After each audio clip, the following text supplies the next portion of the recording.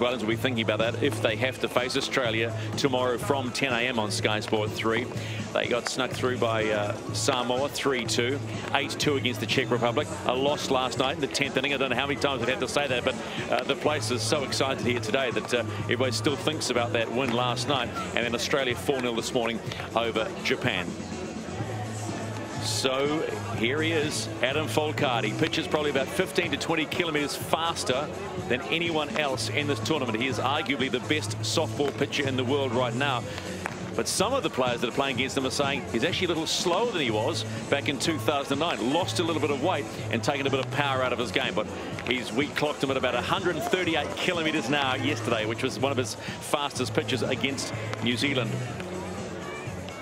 Here's their batting order. Michael Tanner, Southam's handy. Kirkpatrick, Winters, Jeff Goolagong, already 3 runs in his last 2 innings. Shales, Norton, Folkard and Harris. So you can see Andrew Kirkpatrick will be just there as a backup if it gets a little bit too much for Adam Folkard. So it's game on. The final match of this 9th day of the 2013 Trade Staff World Softball Championships. Winner advances to the bronze medal match. Loser goes home. Australia, Argentina with Naomi Shaw and Dale Husband. Thank you, Stephen. And once again, a warm welcome to you right across New Zealand, Aotearoa, and across the globe through the internet coverage, which is enjoying considerable interest right around the globe. As you would imagine, 16 teams have come to New Zealand, and we're getting down to the last few. New Zealand have fast-tracked their way through to the grand final. Australia, who are the defending champions of the World Series, have a chance to do the same, but they will have to come across their work here tonight and again tomorrow. It's a great pleasure that we welcome Naomi Shaw, former New Zealand international representative herself, coach of the women's squad and now the coaching director for New Zealand softball. Naomi, it's great to share the commentary duties with you here, and what a wonderful tournament it has been and a fantastic venue for softball for years to come. Oh, it's been a real treat for all the softball enthusiasts there, Dale. Fantastic week of softball, and this game leading into tonight's game at 7:30, Australia versus Argentina, is a real do-or-die game for both teams. You know, Australia won't be looking to retain their crown that they got in 2009, but they're going to be very tested by the Argentinian battery in particular. I think tonight we're going to actually see 2 of the best pitchers in the world. Well, we know that the Latinos have really started to make a name for themselves on the international scene. Of course, the squad that we see tonight, Argentina, dispatched Canada earlier on today. And we've just seen Venezuela, who are still in the hunt. They have a game tomorrow against the winner of this effort here. So maybe the emergence of a new order in world softball. Well, the Latinos have always been here. You know, they're real fanatical about the game, and you know, it was Argentina that won the Junior Boys World Series, so they've actually done some really serious work on improving the game in Argentina. They've actually travelled to the States as a group and played in the ISCs and got a little bit of experience there, and good on them. Here they go, and leading into, you know, one of the playoff games at World Series level. Fantastic. What have you made of the tournament, Naomi, and the support that it's been given, and the colourful nature of the 16 teams and what they've brought to the event? Oh, it's been a real potpourri of softball, international softball, domestic softball. You know, everybody's come out of the woodwork all around New Zealand. It's been a fantastic softball reunion. Really terrific to catch up. The North Harbour Rosedale Park facility looks fantastic. Yeah. There's Bob Harrop. He's been around a long time from North America himself, but his 2 young fellows came across and have a nice hockey background. But he's a real character as well, isn't he? As we see the Australian team being introduced once again to the crowd, there's Jeff Goolagong, who obviously wears that proud name in Australian sport. Saw him tonk a couple over the fence last night in that classic game against New Zealand, which went to 10 innings. What did you make of that? It had all the drama and intrigue that you'd expect, not just of a sporting event, but perhaps of Peyton Place. Oh, look, it was a fantastic game, and it was such a pleasure being here to actually see it. And I just remember texting to my family back in Lower Hutt saying, gosh, you had to be here to appreciate it. It was just a fantastic game, but I believe it came across on TV really well as well. Just talking about Bob Harrow, real sweetie. He's been involved in Canberra Canberra softball. He's been instrumental in building up ACT softball there, and he's a Canadian by birth, but certainly been very much the Australian coach for a number of years now. And it's interesting that his assistant coach is KJ, Kerry Johansson from New Zealand, pitching coach Lauren Olga from New Zealand as well too. So you can imagine some of the Australian coaches being a little bit peeved about not getting an opportunity to catch their national team, but to coach your national team. But I'm sure you know, they've picked the best coaches in the world, and that's what makes this Australian team so world class. Well, we know that they've got some gun pitchers at 26 years of age. Adam Folkard, who was wonderful on the mound last night. He's got a big future ahead of him. We know that he's one of the fastest in the world, but he's got a lot to offer as far as time ahead's concerned. The Australian team also some very experienced players in their mid-30s, but in Adam Folkard, perhaps an investment in the future. Oh, absolutely. He's only a youngster, really, and he is a world-class act and has been for a number of years, and he was instrumental in their world title win in 2009. But they've also got a real flamethrower in Andrew Kirkpatrick as well, too, who's the DP for Australia in this particular game. And it's interesting that you've got a pitcher who's not only a world-class pitcher, but a world-class hitter as well. But Folkard is a class act. He was totally composed on the mound last night. Nothing rattles him. He throws with enormous pace. One of the best in the world. Throws a slingshot in there to throw people off balance. Yeah, he's got it all. There's Kirkpatrick. He pitched a really good game today as well. And he's in there as a designated player and as a batter. He's 6'10" or so. Mark Sorensen would have us believe. He said he's the tallest man in international softball, as we see the Argentinian team being introduced as well. But a look of steely determination. They want to defend their title. They've got to win tonight and again tomorrow to get in there. This is number 42. Lucas Mata will be on the mound today. And these Latin teams have really played out of their skin. They've enjoyed being down here in New Zealand, and our crowds have given them wonderful support. The Montero brothers, Lucas Mata. If anyone's to stop him, it's going to be Mata. He's pretty cool when he gets on that plate.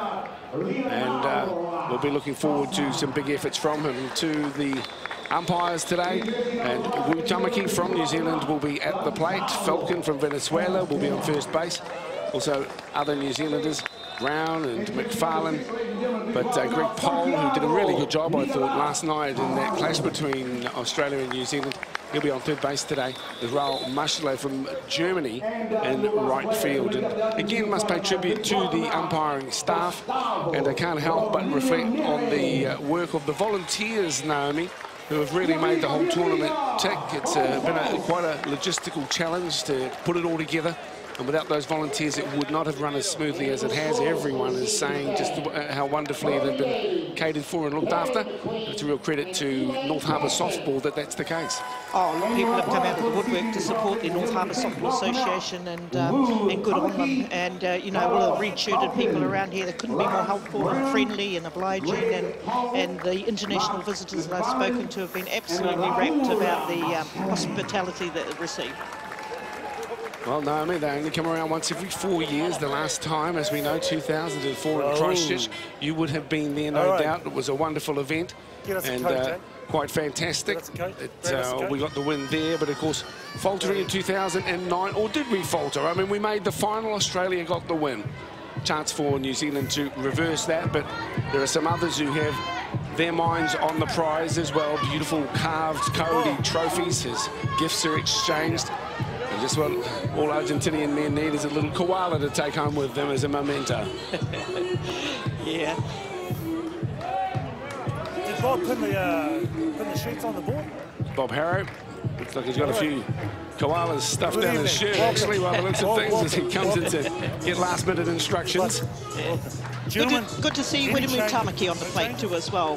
You know, the leading umpire in New Zealand. This is a key game. You know, unfortunately for our New Zealand umpires, if the Black Sox get into, well, we know the Black Sox are in the final, they don't get the opportunity to plate the game.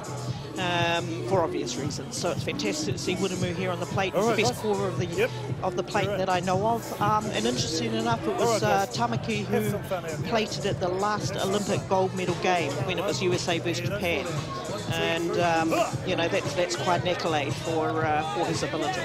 Eduardo Sabate is the coach of the Argentinian team, as we see Australia just coming into a huddle in preparation for their first turn at bat.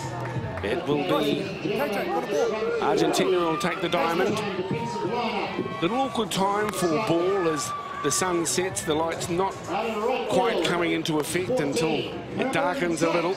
But very pleased to have you along here on Sky Sport 3. A reminder, tomorrow the action gets underway at 10 o'clock. With the winner of this game up against Venezuela, and followed at 1 o'clock by the grand final. It will be the Black Sox up against, of course, the winner of tomorrow's game. Australia will go some way towards that with a victory here tonight. Of course, Argentina have other ideas about that as well. They've got some powerful hitters. Francisco Sabate, Pablo Montero, Lucas Mata as well. And one of the strengths here. And isn't it fantastic to see Venezuela in the playoff games? It's the first time they've ever been in the top 4 in at this level of competition. They were a bit of a surprise win over Canada, but they've produced results when they needed to against Canada. Unfortunately, well, fortunately, didn't get past the Black Sox, but they're going to be a tough game to play, and the winner of this game will face Venezuela in the morning. Michael Tanner will be the first in the box for Australia. He's been a good lead-off batter too, with some pretty good form in the tournament. Michael Tanner really gives 100% in his softball. Fantastic batting average there, a 4.642 as well. Very successful slapper, consistent hitter. Great lead off for Australia. So we're underway. Tanner has a go at the first pitch from Mata. Fouls off. Top of the first. The last of 4 games here in the penultimate day of the tournament.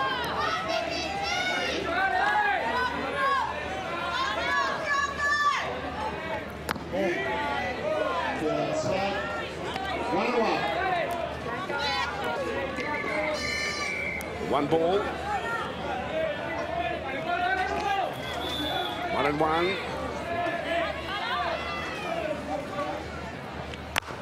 And a piece there for Tanner, but it goes straight into the arms of Sabate. So a quick out on first base. Pretty solid contact there from Tanner, but Sabate up to the task, gathers that ball in, makes the play at first base, 1 down. He got onto it quickly. Unfortunately for him, though he was steering it into right field, he goes straight down that first base line into the glove of Sabate. He makes no mistake, that brings Joel Southern, also a left-hander, up. He too been one of the linchpins of Australian success at the tournament. Last night, their only loss thus far, but an important loss. It's called a ball by Tamaki, plate umpire. Havercroft just checking with Tamaki. Just checking where his zone is, you know, polite question, and that always goes down well when you've got umpires and catchers working together. As we say, all the players are looking for is consistency. As Mata lines up, that one's good. 1-1, the count. That, of course, it's Matroni who's the catcher for Argentina. Yeah, he's been good too, both with the bat and behind the plate. Bruno Montroni. So the count now on Joel Southern. 2 strikes and 1 ball. Designated player Kirkpatrick is on deck. Australian supporters here in numbers. The biggest contingent, understandably. Mata lines up. Outside, but generating plenty of pace. Oh, that's fantastic pace. Just throwing a low rise in there and just off the plate a little bit. Brings the count to 2-2.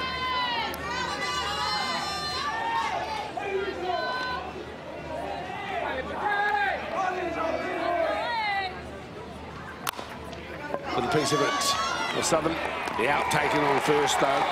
Sabate gets it from Caceres. The shortstop as well. 2 up and 2 down. You know, those shortstops make those plays look pretty easy. Those lefties Pretty quick to get down to first base, only a very short time to get that ball across, gathered it in, crossed to first base, 2 down. Tallest man in international softball is Kirkpatrick. Mata gets him with the first one, keeps it nice and low, dead straight. Acknowledgement there from Kirkpatrick, chucker himself. 5 RBIs in the tournament.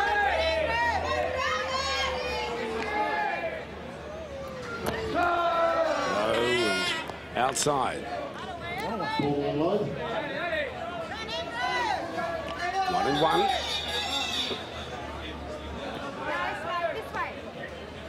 Mata doing a bit of scuffing around on the pitching mound.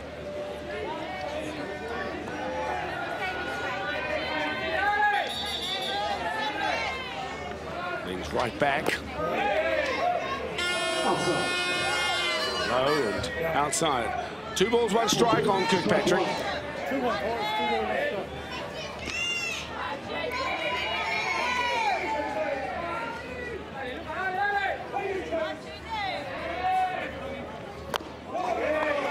Big swing from Kirkpatrick. Doesn't connect though. 2-2.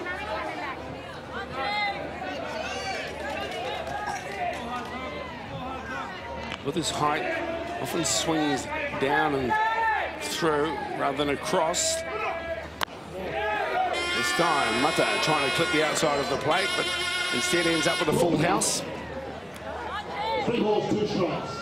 Yeah, well, if he wanted to keep that ball on the outside of the zone, doesn't really want to see Kirkpatrick be able to get his hands out front and climb into one of those pitches.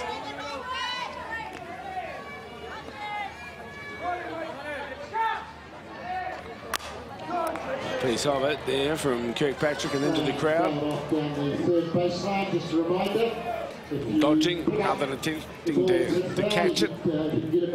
Of course, a big crowd in here for the previous game. A lot of the New Zealand supporters and fans have probably called it a night, gone home to get some kip before they come back in and do the same tomorrow.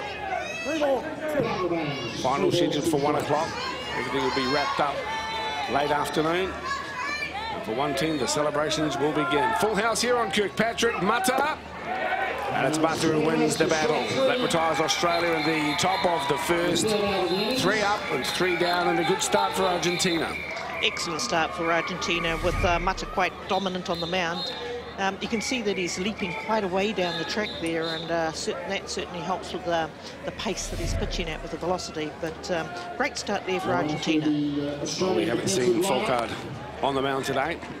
That responsibility fell to Kirkpatrick today. Did a pretty good job as well, but we know that he is the quickest in the game at the moment. 135 or thereabouts K. And last night proved what a workhorse he was, but the whole 10 innings. Very accurate pitcher. Gaining a ton of experience as well. I grew up in the days of Kevin Hurley, remembering back to them. Of course, his names, I've seen a couple of shirts around. Hurley on their backs, is, you know, and he was, I guess, credited with blistering pace during his time, but perhaps we're even seeing faster pitches nowadays. Naomi, your thoughts? It would actually be quite interesting to compare Hurley of that period, because he certainly threw with the highest velocity in the world at that time. And I'm not quite sure, you know, comparison to Folkard. I mean, Folkard's a flamethrower internationally now, but so too is Lucas Martin creeping right up there. But it was certainly Hurley was dominant in those days. So leading out, number 41. This is Fernando Patrick from Argentina. And it's Folkard who will pitch to him. First pitch from Adam, about to come. And Patrick gets hold of it, but it goes straight into the arms of Shales, who delivers to Tanner. And again, sometimes that going at the first pitch works for you, and sometimes it doesn't, Naomi. Yeah, you'll see most teams here actually start their lefties lead off, you know, because they're pretty good at making that good, consistent touching the ball there, but not quite enough to get past the second baseman, Shales. And we've got another lefty in the box. Pablo Montero puts the bunt down to Falcard. Well, this is going quick and smooth as far as Australia is concerned. 2 pitches, 2 outs. He needed to soften that a little bit to bring Falcard forward to field the ball, but very nicely fielded there. He's a very good fielding pitcher. 2 pitches, 2 outs. That brings the best hitter that Argentina has had this week. This is Matroni. Leaves the first, deemed a strike. 1 strike, 2 outs, bottom of the first.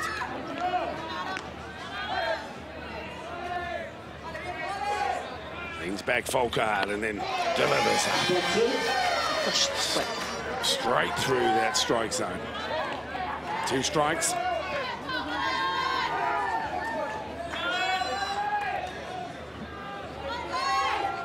Hides his intentions in the glove. There's a slingshot. That's the slingshot play that they spoke about in a very quick innings. Argentina 3 up, 3 down. So Australia making quick work of it in the first innings. There haven't been too many pitchers that have adopted that slingshot. Falcard's one I've seen throw it quite regularly, but it's just enough to throw the hitter off balance. And, you know, that's what pitchers are working to all the time, trying to get that batter off balance. Just upsets their timing a little bit, but certainly works for Falcard. I've seen plenty of guys use it in practice as like a warm-up. A warm-up pitch. He's made it part of his armoury, obviously. Yeah. Oh, we've seen such differing styles from the 16 nations. When you look at, there's no right or wrong way. I was talking with Mark about it as well. You know, it's more about what works for you. Oh, absolutely. As far as stance and how you position your body, which part of the box you stand in. Yep. But for those guys on the mound, well, we've seen all manner of styles, from guys who hunch over half height to guys who lean back as if they're going to fall back onto their back. So, yeah. It's interesting to see. Sabate. He's been a real talent. He's on first base for Argentina.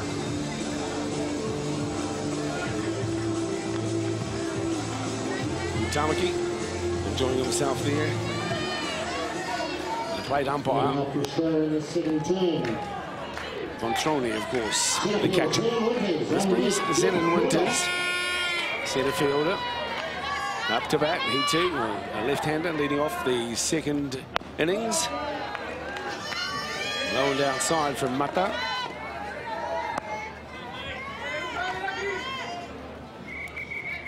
Winters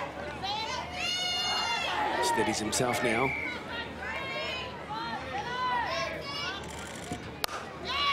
Good piece of it. Through the shortstop to centre field, so a good lead-off hit here from Zenon Winters. Safely on to first base. It's a great way to start the top of the second innings with a safe hit there from Winters, and brings in Australia's big hitter, Goolagong. Number 27, Jeff Goolagong. Well, we saw him get struck out first 2 times at bat earlier today. It surprised us after he cleared the fence twice last night, but then at his 3rd turn at bat, over the fence it went. So he is a powerful hitter. That one is good to get underway there for Mata.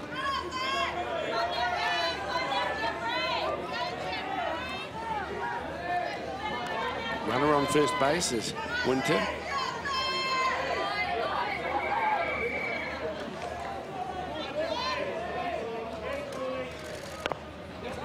Looking for the bunt. It's good. The out's taken on first, but a good sacrifice bunt, pushing Winters through to second base. 1 out. Very nice sacrifice bunt there from Goolagong, and probably something the Black Sox haven't been too flash at, sacrifice bunting, but he certainly did his job, advanced the runner, gave himself up, 1 down, but it pushes Winter into a scoring position at second base. Brings in to bat second baseman Nick Shales. Shales, the second base for Australia. It is batting average, 105.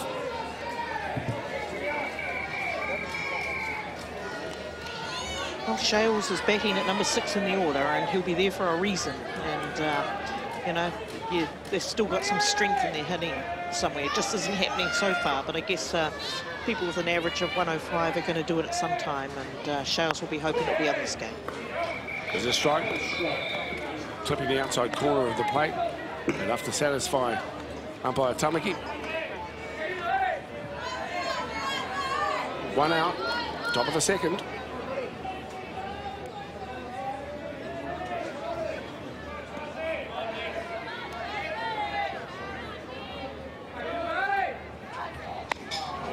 Going for it this time with Shales. 2 strikes on him.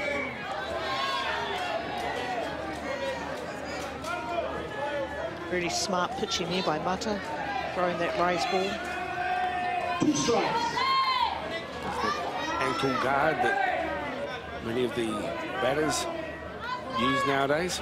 When that ball is jammed down into the ground and straight into the ankle, can be very painful. Shales looks on, checks himself, and wisely doesn't go at the ball, which is well outside the plate. 1 ball and 2 strikes. On deck is Norton, followed by Folkard. Shales in the batter's box as we speak. That's Montroni talking with his chucker, illustrating what he wants done. Mata just wanting to compose himself again, steps back off the plate, which is quite within his rights, settles himself back into his routines and ready to deliver again. Mata to Shales. Bell back. Down remains. Ball 1, strike 2. 1 ball and 2 strikes on Shales. Lovely shot from behind the plate.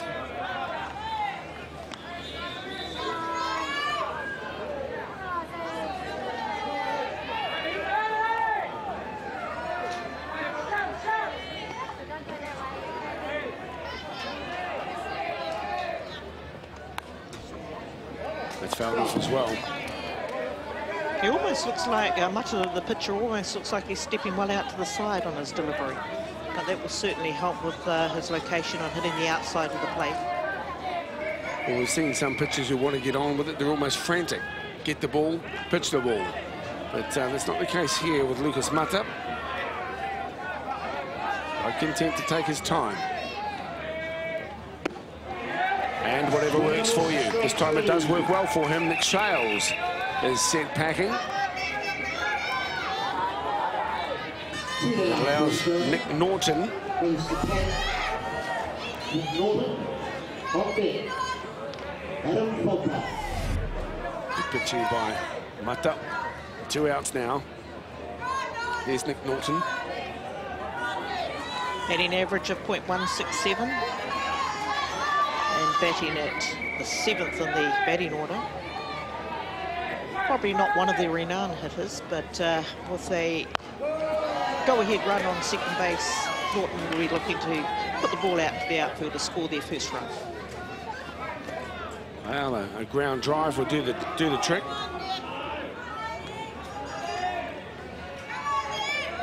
Still, Bob Harrer has faith in Norton's abilities. He was also involved earlier today.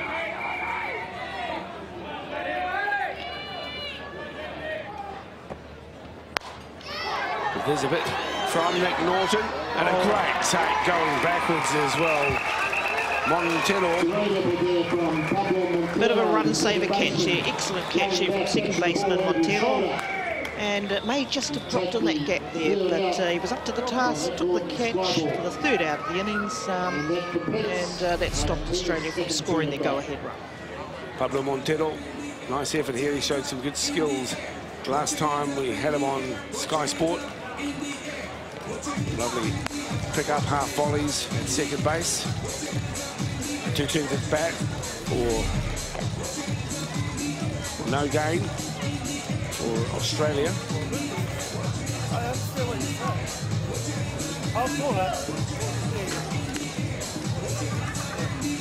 Sabate animated in his discussion with Wu Tamaki.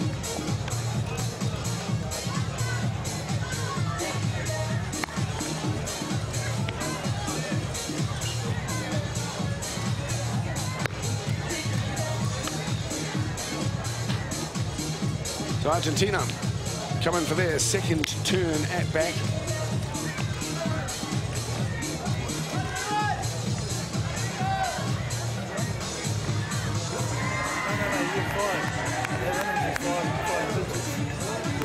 Well done. All right, let's get it work. On the one, Godoy, the designated player.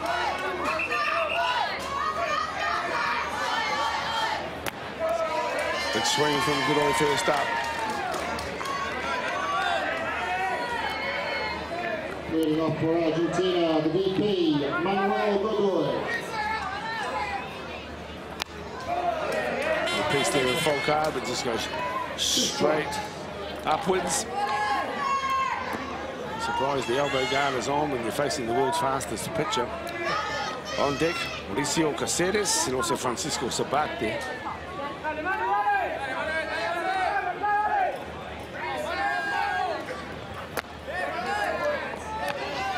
And Falk had a very similar style to Mata in many respects when he strides out off to the side.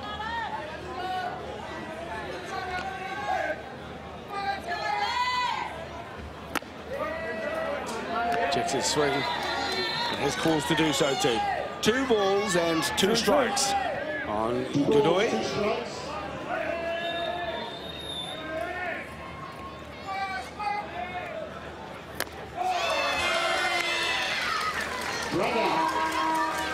Great pitch on the inside there from Falcard for the strikeout. 22, Mauricio Caceres. Caceres. Another look at Falcard's K.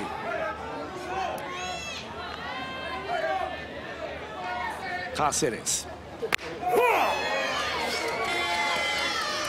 Flipping outside corner of the plate. Strike. One strike.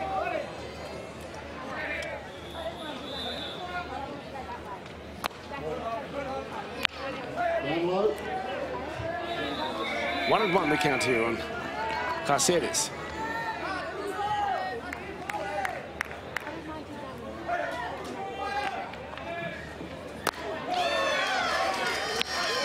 Swing and a miss. 1 ball, 2 strikes. Swinging hard. It's not connecting. Take a look inside the Argentinian dugout.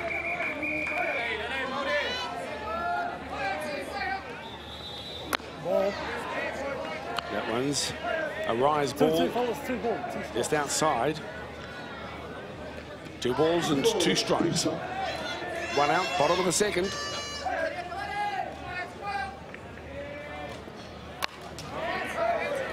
Foul back. Count remains 2-2.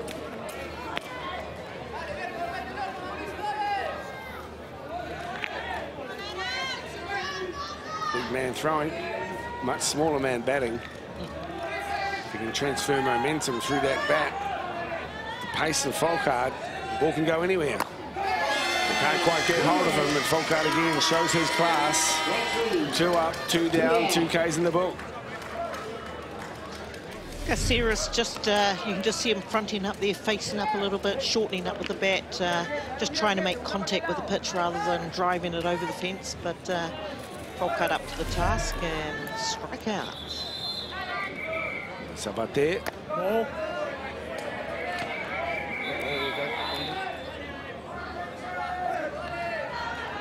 Francisco Sabate. The first base.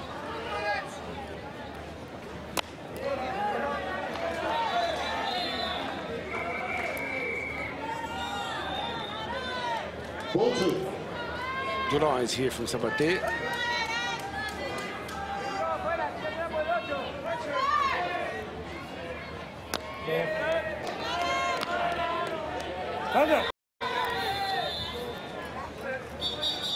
Timeout called here in a conversation between Havercroft and the pitcher. Both like to keep their information close to their chest, put their gloves up across their mouths so people can't lip read. 3 ball. Their secrets in-house, 3 balls. 4. And there's a walk. Well, we don't see that too often from Folkard. He's particularly accurate. But there are 2 out, so more difficult for Argentina to take advantage.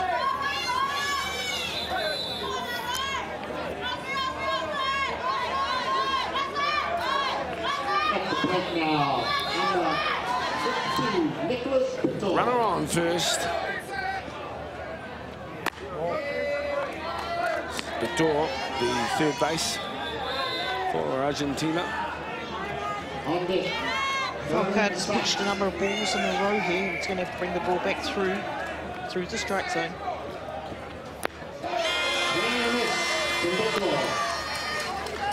Really put some gas on it. He's tough to hit. He's throwing at phenomenal pace.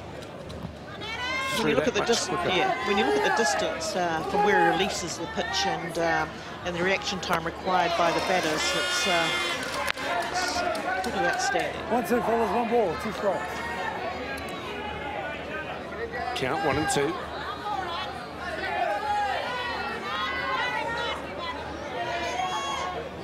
But tall, quite rightly, can stand outside the box and his composure. And then step in. He's ready for action now. Ball. That was outside. So 2 and 2 is the count.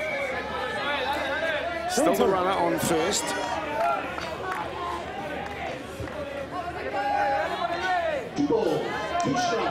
Argentina will want to be seeing Sabathia down at second base in a scoring position. Don't be surprised to see a steal at some stage. Too late for that now. Strike out, Casey at the plate. Not even a swing, ball was right down the middle. Third strikeout of that innings. Still no score. Bottom of the second, nil all.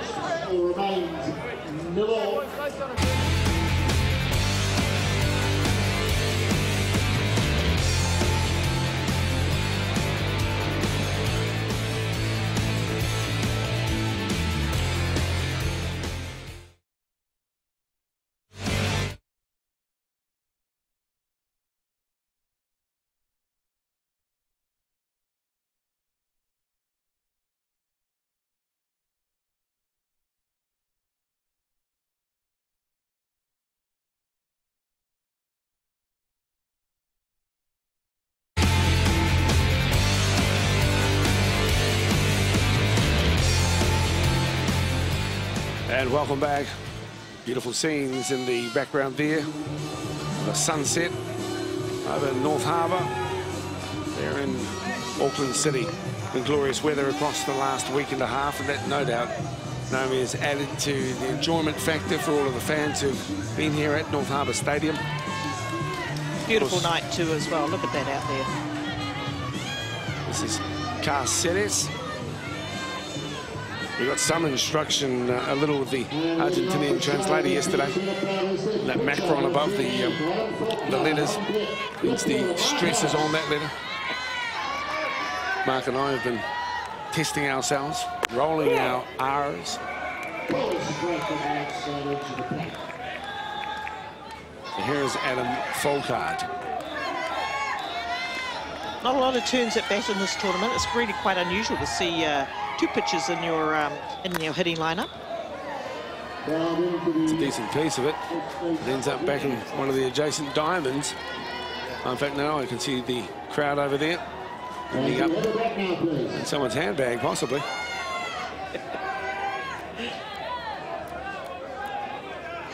So Folkard probably rates himself as a batter. Well, it was a little bit too close to leave that one. Might not now. Another K in the book for Lucas Mata. Now Mark Harris. Interesting, with a hitting average of .429, which is a pretty tidy batting average, that he's batting at 9 in the batting order. But of course, if you can get your 9th batter on and you've got your lead-off coming in, it puts you in a really good position. He goes for the first. It's out into right field, chased and recovered as well. So that's 2 outs now. Well, hats off here to Argentina. They're not overawed at all, facing up against the current world champions. Far from it. I think they fancy their chances here tonight as well, as they have every time they've taken the diamond here in the championship. It brings Michael Tanner once again at the first ball, first time at bat. It was quickly out. This time he leaves that first ball and it goes through, to Muta's credit.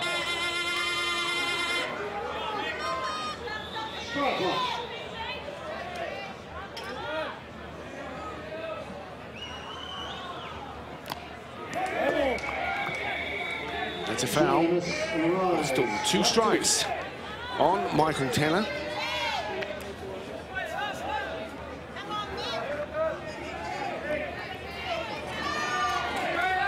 One thing about softball is you don't have to have a bulky physique or tall in stature. It's a game that all can play. You can even have a quite soundly developed midriff or puku as well and still be quite effective. Oh, look, it's all about the talent that you bring to the game, and of course, you know, having speed and being small and agile is quite useful for your middle infielders, your second and shortstops. But as you say, anybody can play this game and play it very well. There's Tanner, 2 strikes and 1 ball on him. Another foul kicks him in the hunt. Down range, ball 1, strike 2.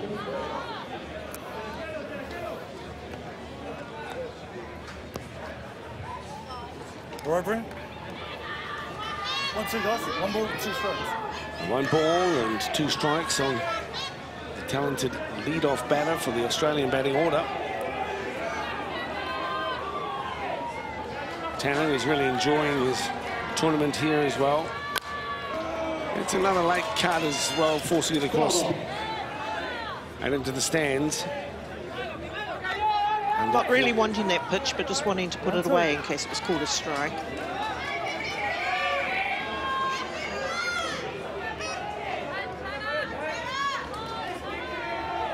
One ball and 2 strikes. A rise ball. 2 balls, 2 strikes. Saw its trajectory and opted not to take part in it.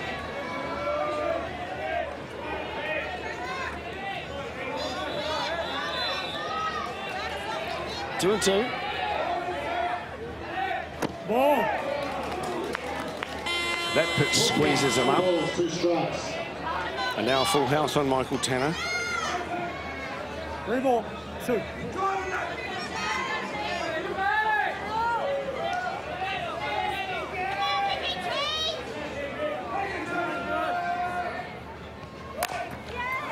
Gets a piece here, but straight to first base.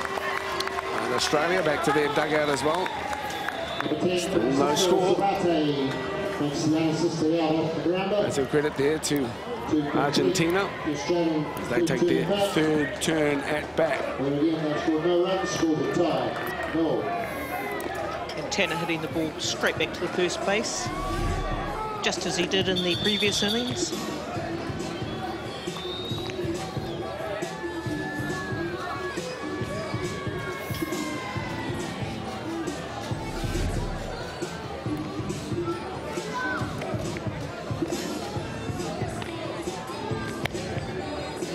Tanner got plenty of experience, 31 years of age.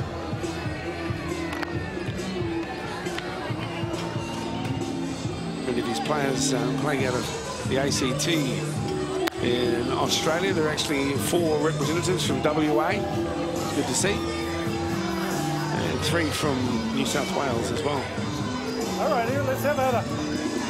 That's your man behind the plate, Havercroft. Andrew Havercroft, 29-year-old, with the nickname of, particularly Aussie, nickname of Gumnut. That's the man behind the plate, Havercroft. So this is Herman Sachs, who did some good work earlier today. It was Sachs who put the ball over the fence to put Argentina in this game against Canada. Automatic curve the left field fence. Has to be above. I'll look at it. When they take the signal, okay. I'll look at it. Well, one thing about Eduardo Sabate, he likes to keep the umpires on their toes. Quite sure what he was asking on that one, to be honest. I'm not sure that Wu Tamaki was either.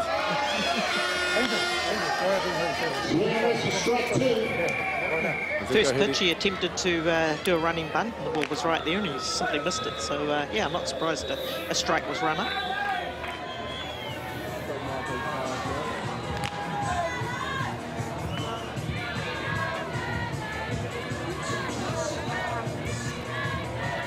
Adam Folkard, 26-year-old, plays for the Strikers in the Australian Capital Territory. Winds himself up now, 2 strikes to his name. That one, not the one he was seeking. 1 ball, 2 strikes.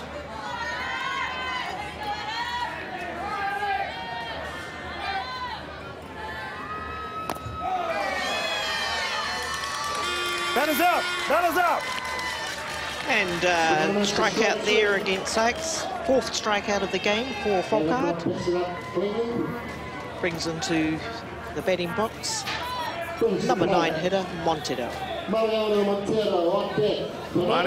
Montero.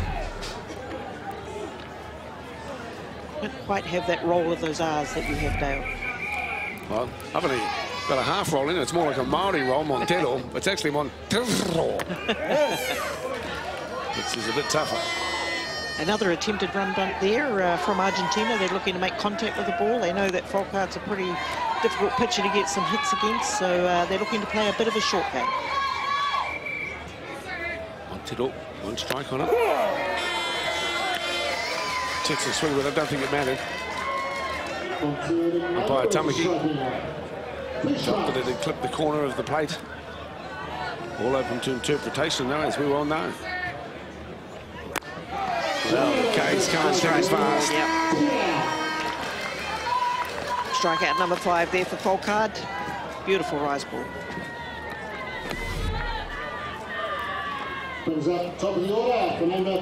And that's correct. Now we're looking at it in slow motion.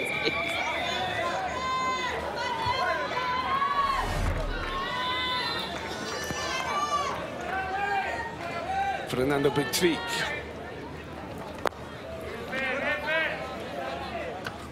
Sort of motion to go, and I think that threw Folkard out a little bit. Decided to throw low and wide. Well, a little bit of mind games here from Petric.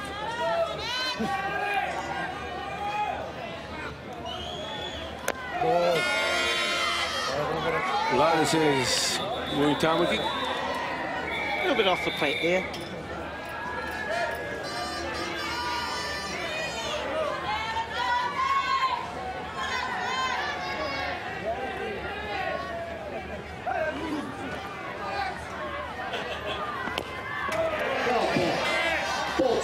Fouls it off. 2 out. This is the bottom of the 2nd. 2-1, fellas. 2 balls, 1 strike. 2 balls and 1 strike. You might have heard the umpire in the background.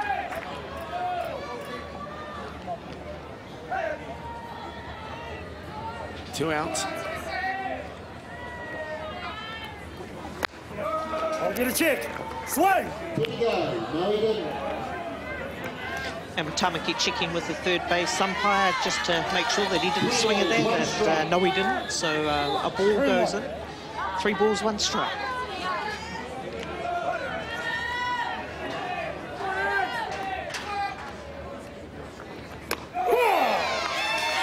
Beautiful. Well, you would have guessed that it would come straight through the middle of the strike zone there at 3-1. Petric didn't take advantage. He's in the ball. I'm sure there have been plenty before him.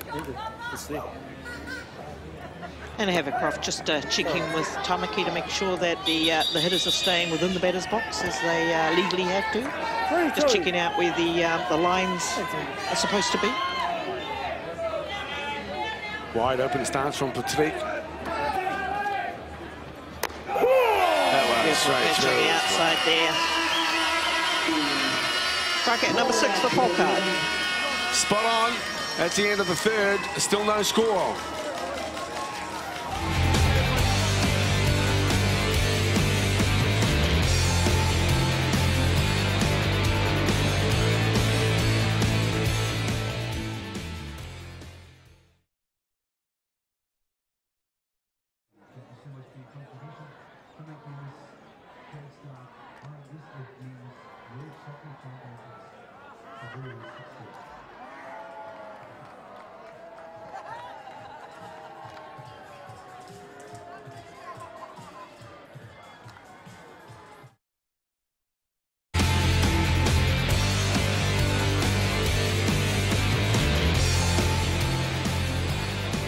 Well, Folkard is showing his class again on the mound as the Australian supporters show their patriotism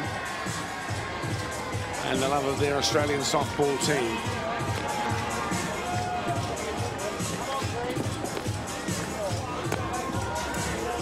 Interesting move here from Argentina. Mata has been replaced on the mound, and coming in is number 29, Maximiliano.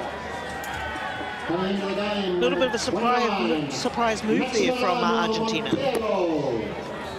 Yeah, Mata's been quite dominant on the mound. He's only given up 1 hit for up to this point, so we haven't seen a lot of Maximiliano at this tournament at all. Maximiliano Montero. A nice ring about it, don't you think? It's a lot of M's in there. Well, the Montero family are well involved here. All right, fellas, here we go. Mariano Montero, Pablo Montero, now Maximiliano. Real short and running.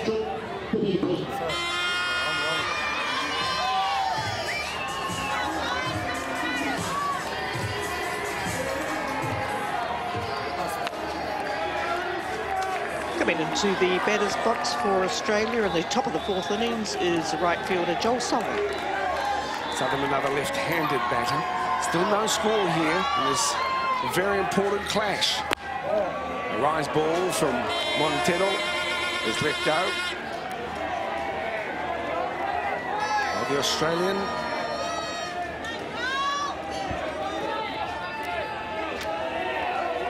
As I say, haven't seen much of Montero on the mound.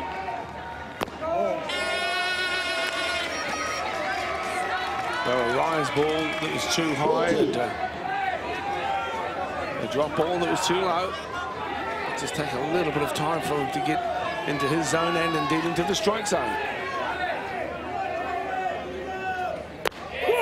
That one was clean and good. 2 balls and 1 strike. This is the top of the 4th innings. And you're watching Sky Sport 3. Tomorrow, 10 o'clock start. Final, 1 o'clock. Book it in. Make sure you're watching. It's going to be a doozy. That one too low as well. 3 balls and 1 strike, Naomi.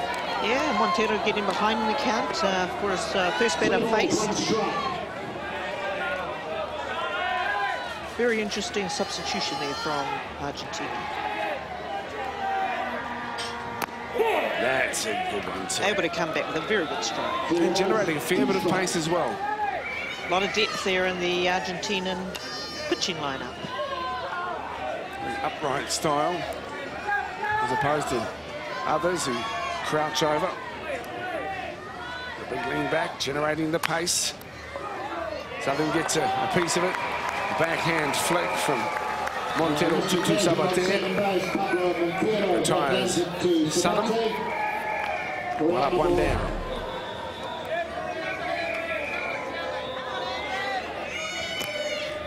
Well, backhand flick there across the first. Back to play for the team, Andrew Kirkpatrick. On deck, 7 wickets. So Kirkpatrick.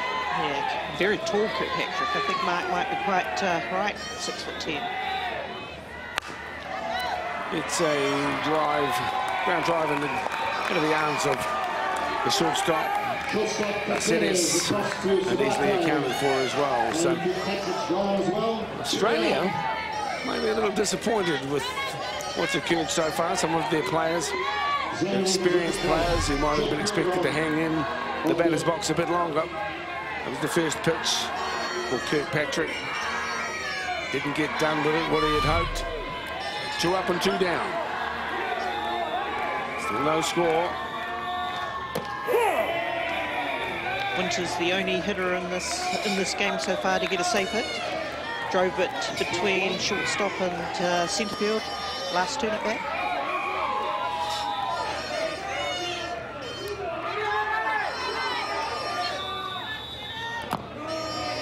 Not quite the pitch that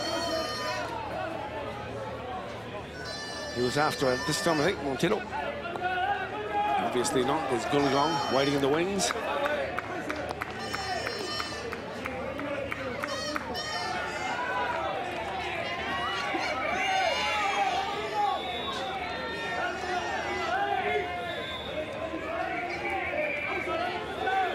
One ball, one strike.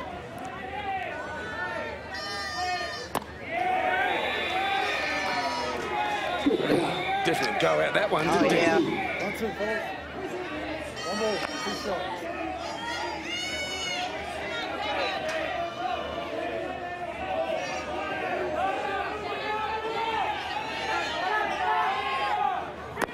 And that one was nice. So some clever play there from the pitching staff, the replacement pitcher, and Argentina. So back to the dugout with you. To Australia, still no score for the world champions as we go into the bottom of the 4th. And Argentina really hanging tough here. It's been quite a pitching duel, hasn't it, between the two teams, and not a lot of safe hitting or not a lot of hitting happening in this game. Quite pitcher dominated. Very nice pitch there, low outside.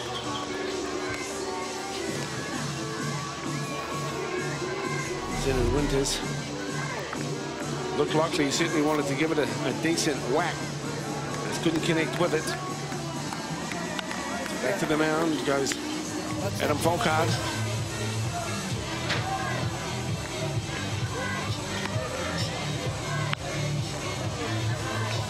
It's Goolagong on the third base.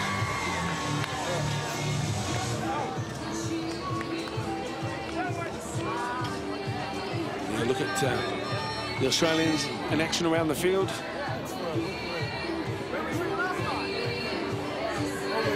And in the stands as well. Winters, green-eyed centre fielder. Leading up for Australia, second base, Pablo Montero. On deck, catcher, Bruno Montoni. Pablo Montero here, lead-off batter in the bottom of the 4th. Went to check himself there. I think he got a piece of it. Jarred his left hand too by the looks of things.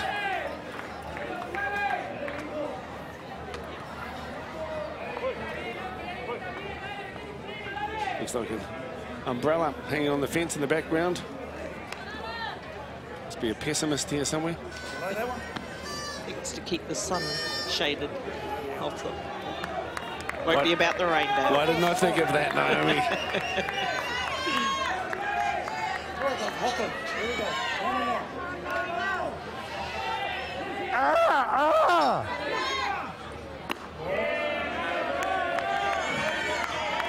So 2 balls and 1 strike. 2-1.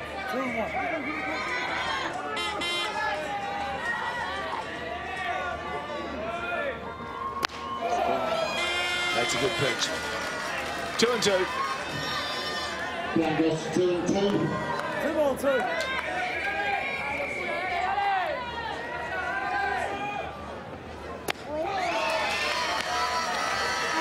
And Pablo Montero again. He's sent packing also. I suppose, well, no one likes getting struck out. But plenty have gone before you, and plenty will go after you at the hands of Folkard. Oh, when you've got Folkard on the mound there, I mean, look at the composure of the man when he's pitching and his control and speed that he's got. It's just phenomenal, really. Well, New Zealand proved last time that he can be rattled. Yes, and it was the Black Sox that rattled him, and that was really pleasing to see.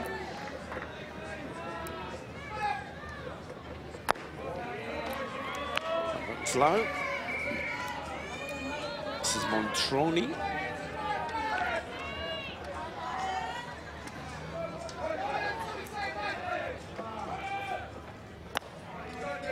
Well, 2 for the batter.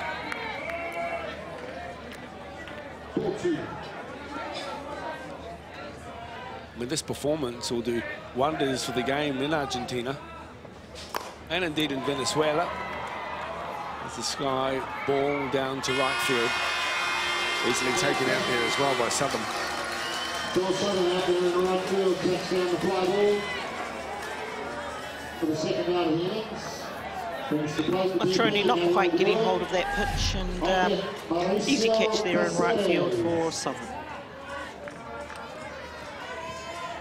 Nice two-handed catch in right field.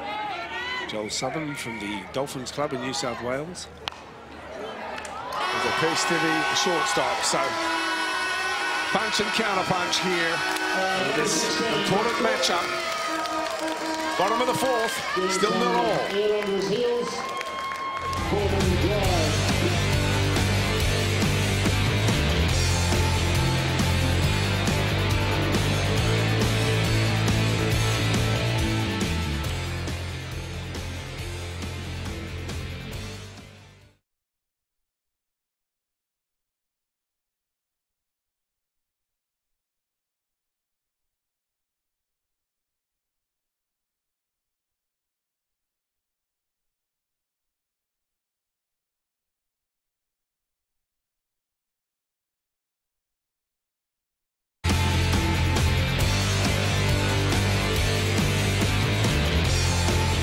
Pitcher dominated.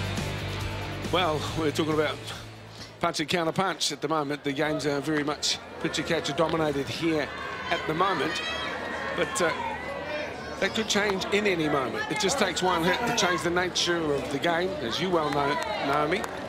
And stepping into the batter's box, third baseman for Australia, Jeff Goolagong, could be the person that changes this game. Very fine hitter. Did a bit of damage against the Black Sox last night with a ball over the fence. He was forced to sacrifice bunt in his last turn at bat to advance runner on to second base, but this time he's going to be given freedom to hit away. There's the lead off as well from the Giants Club and down there in Canberra. 27 years of age. I tell a lie, 27 is his number, 31 years of age. He'll be pleased with 27, I'm sure. I think so.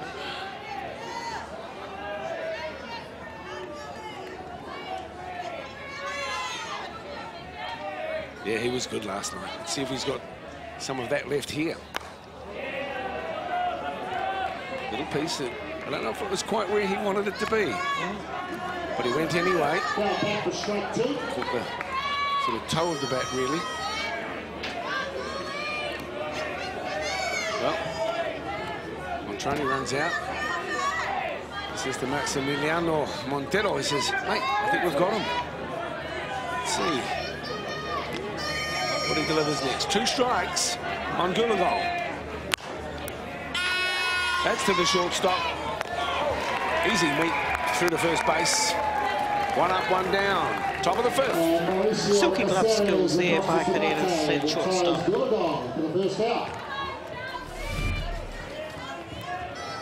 Ball is well hit. Nice easy action across to first.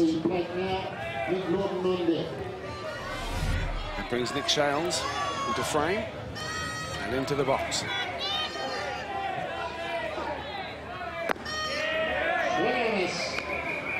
Let's jump across a lot to the left, as you're pointing out before, Naomi. So as he delivers the pitch. Another look at his action in a moment. And that's 2. Nick Sales will be disappointed with himself for chasing that one. Yeah, a little bit low. Now behind in the count. 2 strikes.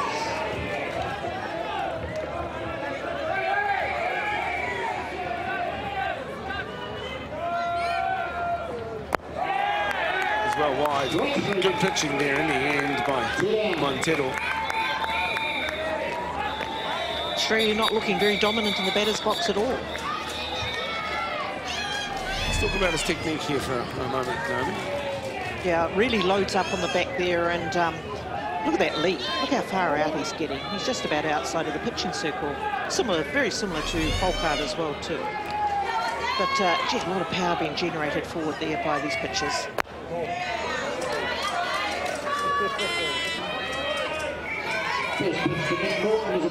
Norton now.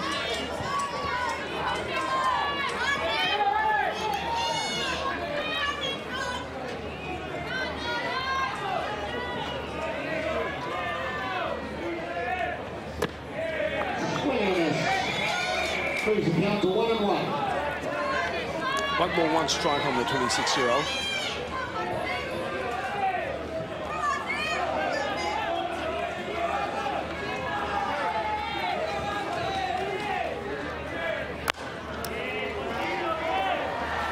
Everyone's chasing towards it. But it's the crowd that win it on the day.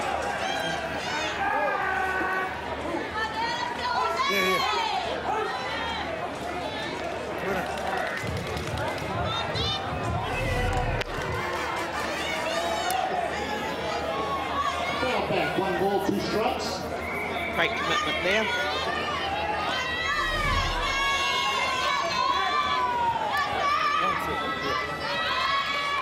One ball, 2. That's something you see quite often in baseball with, you know, the fielders climbing up the fence to get those balls.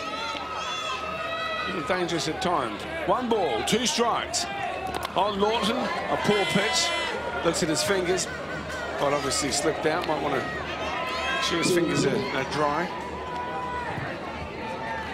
A roll of the eyes from Montroni. So, Norton. Rolled across the shoulders. Takes a big, deep breath. 2-2. Hasn't been one of Australia's better batting nights. He could change that in an instant. That's low. It's a full house now. Inside. 2 outs already. 3 balls, 2 strikes.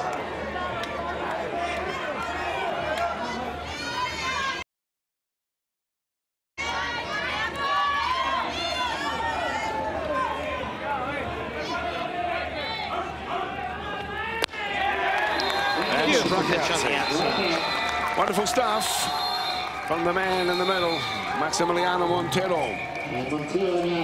Still nil all as we go to the bottom of the 5th.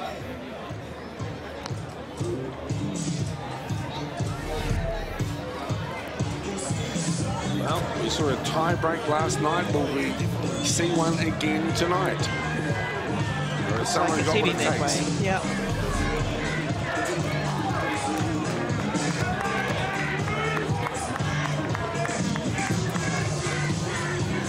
The draft has done well.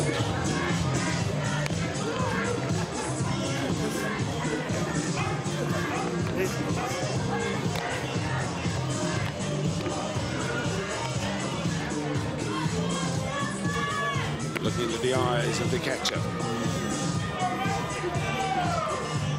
The cleats of the chucker.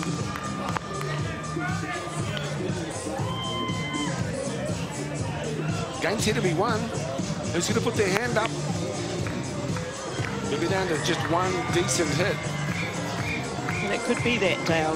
Not a lot of hitting action here, but it only takes 1 hit to go over the fence, and it's a different ball game. Not quite sure who that's going to come from, whether it's going to be Argentina or Australia.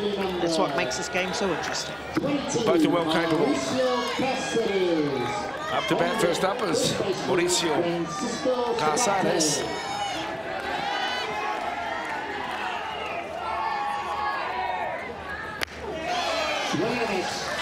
Some purpose in that pitch. Straight and fast. Folkard's trademark ball.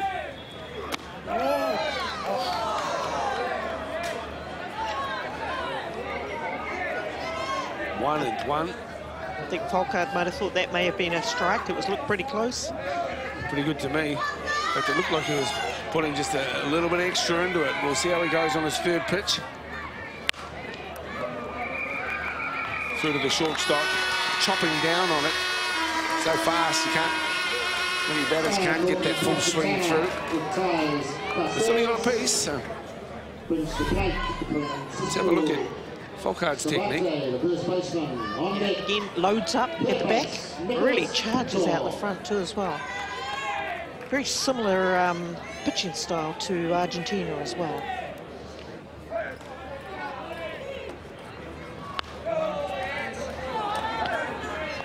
Well, I suppose if you're a pitcher anywhere in the globe, you wanted to get some YouTube imagery of the best in the business.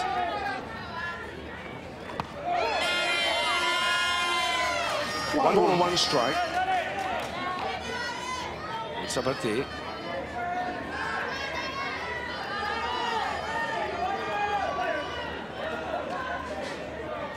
And of course, with technology the way it is today, it is very easy to get YouTube footage of this game and various other things, and to study the top pitchers and top players in the world.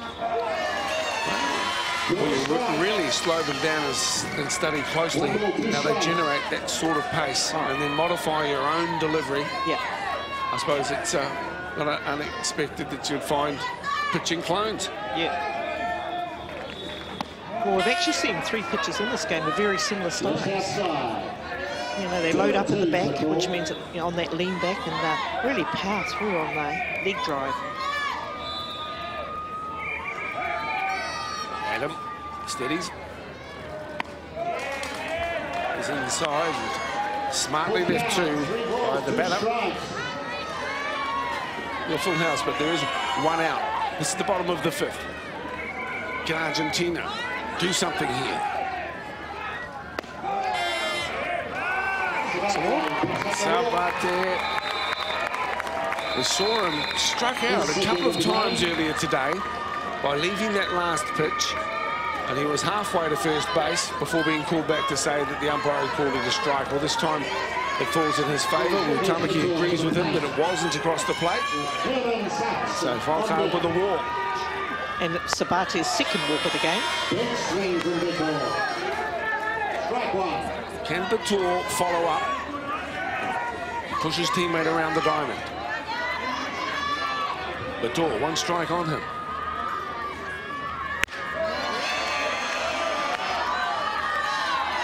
One ball, one strike.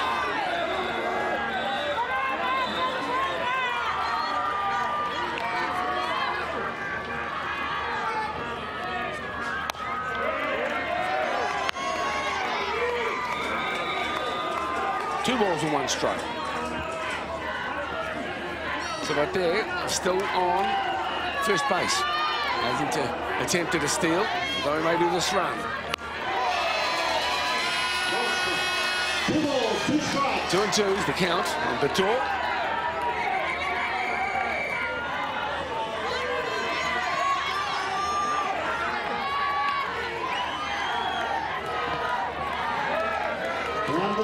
Very nice stop there by Havercroft on that ball in the dirt. Really difficult to stop when it's coming down at the pace it is. Slightly unconventional, but effective. A little bit surprised not to see Sabate go down to 2 on that. Here's a little piece. He'll make it to first. No, he can't, but Sabate can make it through to second. 2 outs. A runner on second.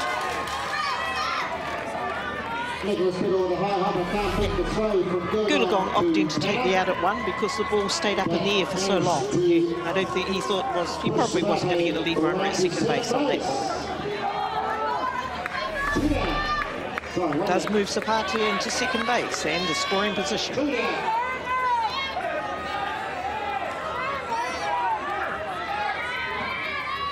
Herman Sachs now in the box.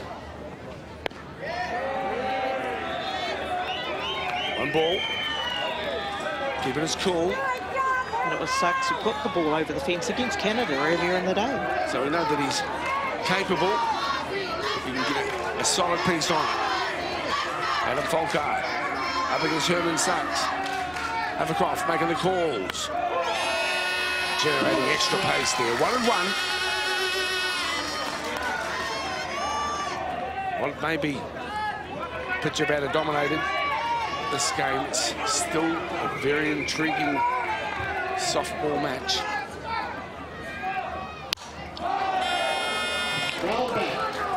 One's fouled off. Kisses his bat. 1 ball, 2 strikes. 2 down, a runner at 2. Bottom of the 5th innings, good time to score a run.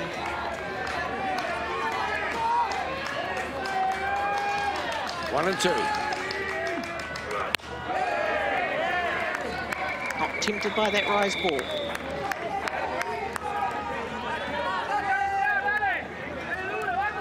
Two balls, 2 strikes.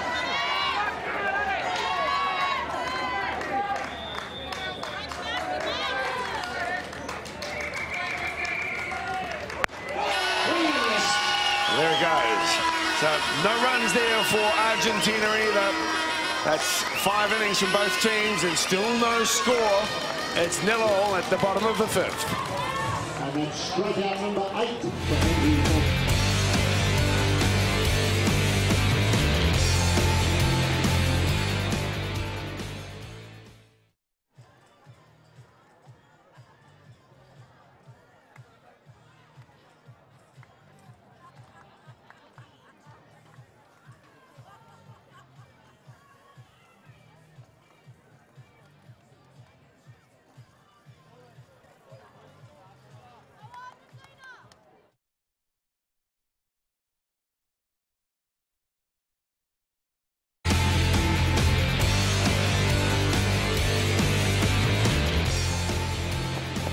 Glad to have you back here, and I hope you're enjoying the action. No runs in as yet, but we will get a result tonight. I'm very pleased to have New Zealand softball coaching director Naomi Shaw with us. Naomi, some might think that the game is meandering, but this is the business end of this competition, and so it really is a game of millimetres. Oh, absolutely, and very much a fine pitching duel here. We've seen 3 world-class pitchers take the mound, 2 for Argentina and Adam Folkard for Australia, and they've really dominated in this game. There have been very few hits. Well, there's only been 1 hit in this ball game right up to this point. That's the shoot that keeps the balls that are used by the umpires when they head on off into the crowd. A bit dark on them, being thrown straight back in from the crowd onto the pitch. A fear of balls that have had some work on them finding their way into the pitcher's hand. That's a strike.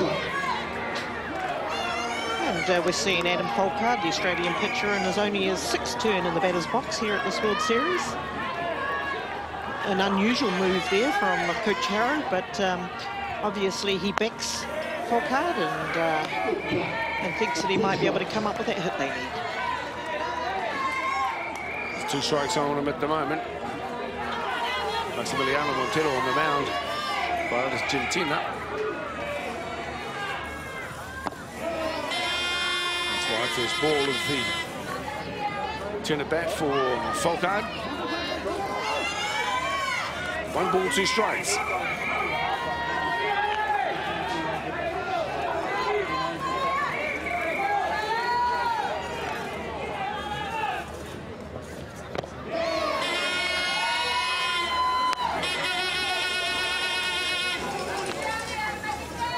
Montero just keeping it out of the zone there. He's probably very well aware that Folkard has got the reach. He won't want to be putting anything too close in that zone. Yeah, we saw Montroni after that last pitch just giving him a little nod saying, hey, don't worry, where I called it, you've done well. And picking off Folkard, so a bit of cat and mouse, some psychological battles going on there between batter and pitcher. And the combo between the pitcher and catcher is so important. Montero winning that particular battle. Interesting duel. Tanner is in, is it? No, it's Mark Harris. Coming into bat, left fielder Mark Harris. Tanner will be next. 1 out. Top of the 6th.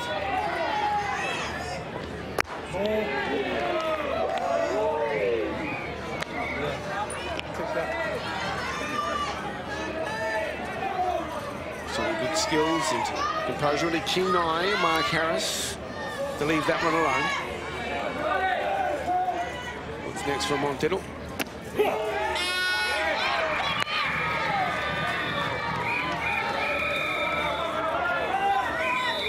Such pinpoint pitching, just the ball only has to just cross the plate margin there for it to be called a strike. And you know, this is world-class softball. They're not going to be putting too many balls in there that hitters can reach. Trying to drop the bunch in the way is Harris. Instead he ends up with 2 strikes against him and the 1 ball. Not surprised to see a little bit of a change to a short game there, Dale. There really hasn't been too much hitting in this game, and they'll be looking to get on base any way they can.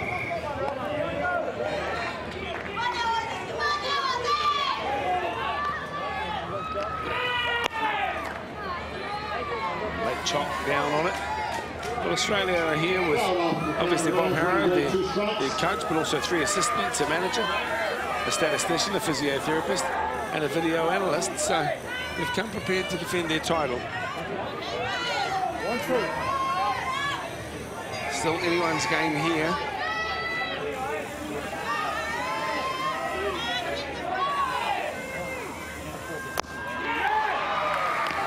And it's Montero there on the mound who wins that battle of wits with Mark Harris for 2 outs, and that brings Michael Tanner into the fray. Montero being quite dominant on the mound too as well. His 5th strikeout. Well, like you, I was a bit surprised that they replaced Mata, but he's got better. Took a little time to warm to his work, but not very long. And once into stride, he's been very, very good.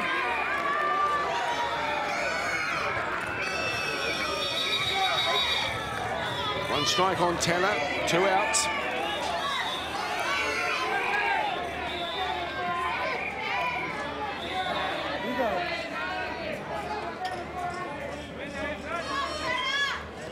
Tanner steps out of the box to regain his composure.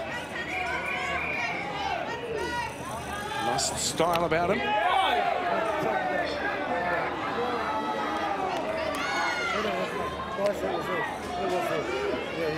That's a bad ball. It's not. Tamaki just admitting there that he might have missed that pitch. That's pretty good to hear there for a, you know, great relationship there with the pitcher, catcher and umpire. Wouldn't hear that too often. Must be a Kiwi thing.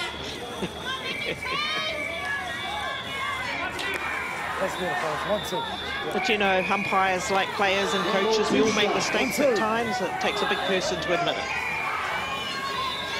Yeah, I've heard some other umpires over the last few days. I don't think you would hear that from them. No. And one of the reasons, he's taken that there, beautiful strike. And one of the reasons why Wiremu Tamaki is so highly respected by the international soccer community. 3 strikeouts in a row. I'm impressed here by Argentina.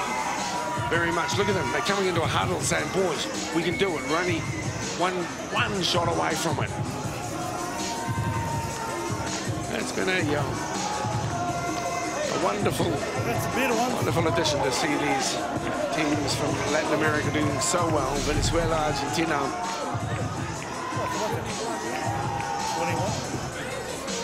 Beautiful patch, I think so.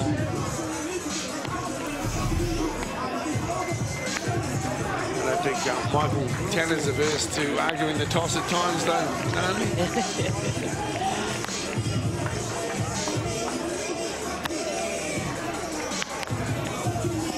Argentina substitution in the 9th spot. 1-7-17. Well, we know that Folkard has been used here tonight. Kirkpatrick earlier today.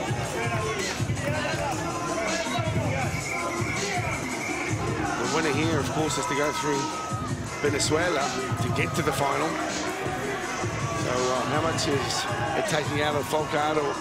I referred to him as something of a pitching machine last night. Oh, he's a workhorse. You know, he pitched 10 innings last night. He's doing another. He's probably going to do another full 7, if not more, here. And it doesn't phase him one bit.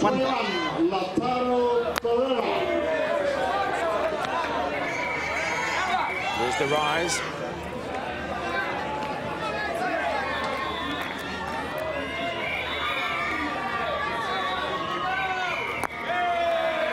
Argentina looking to play a little bit of a short game now. Changing game plan. They want to be looking to move the ball, and you better coming in. It's Lautaro Ferrara.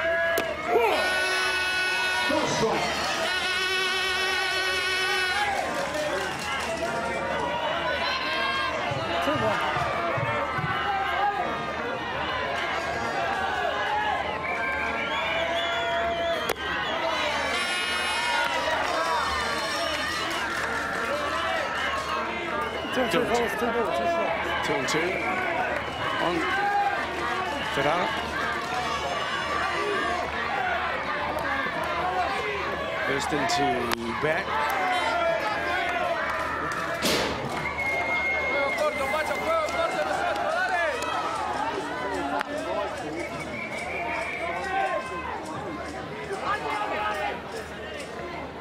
Ball one. Argentina looking to bring 3 lefties in a row here by bringing this new hitter in. And just looking to put the ball on the ground, put a bit of pressure on the Australian field, and get a few more runners on base. So Ferrara now. 2-2. Gets a little piece. Heaving towards first base, but it's picked off the air by Shales through to Tanner. Ferrara, despite his best efforts, will head to the dugout empty-handed. Throw from Shales to Tanner.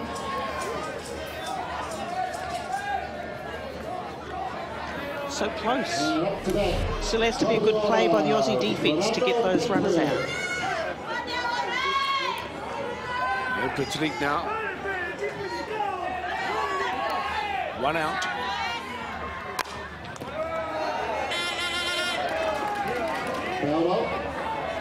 Saw it late, collected late.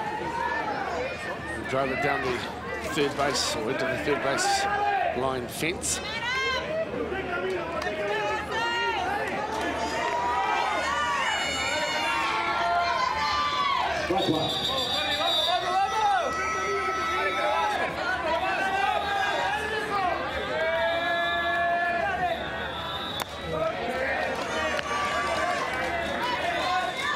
One ball and 1 strike on pitch D.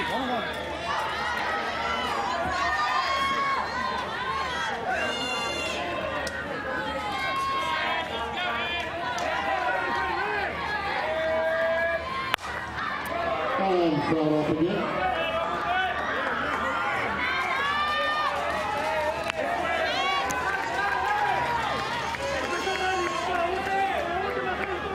One, two follows, 1 ball, 2 strikes. 1 ball, 2 strikes.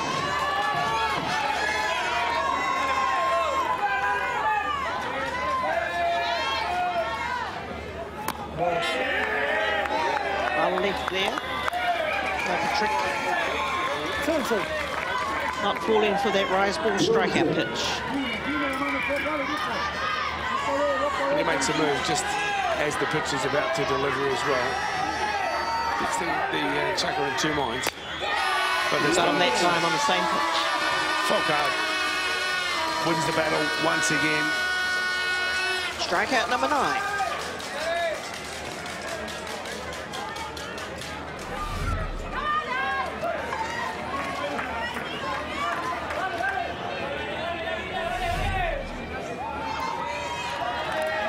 Montero.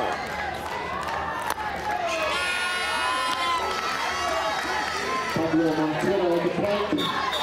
Strike 1. And the catcher, Bruno Montoni.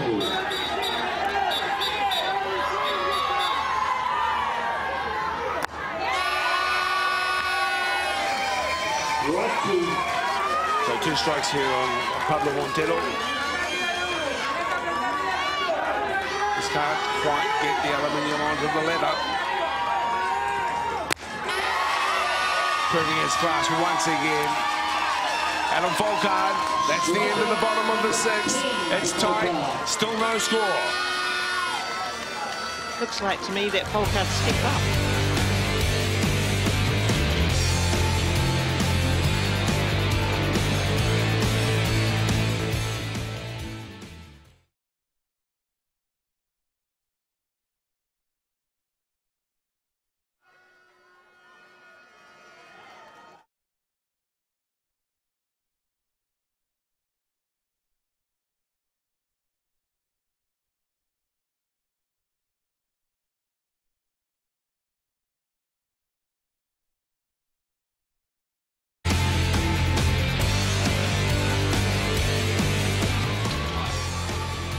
Well, we're about to start the last of regulation innings. Could be in for a tie-break here tonight, but much can happen in one turn at bat. Can Aussie put a run on the board? Can someone get rid of that horn off that woman? These are the important sporting questions that need to be answered, and Naomi Shaw's here to help us. Yeah, good on the Aussie supporters. They've been here all week really supporting their guys and you know, having a lot of fun as well too.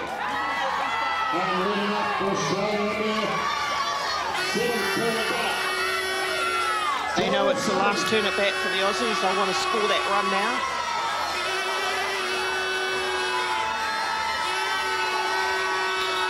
They're right about that hooter.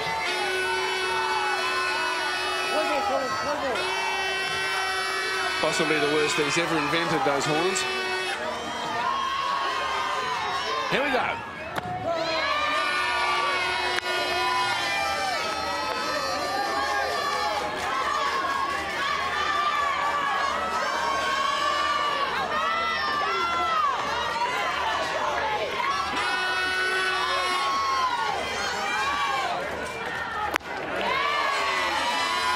Check that move out, too. Just pushing him back a little bit off the plate. Joel Sutherland, 2 balls his way. In front at the moment, the batter. Montillo.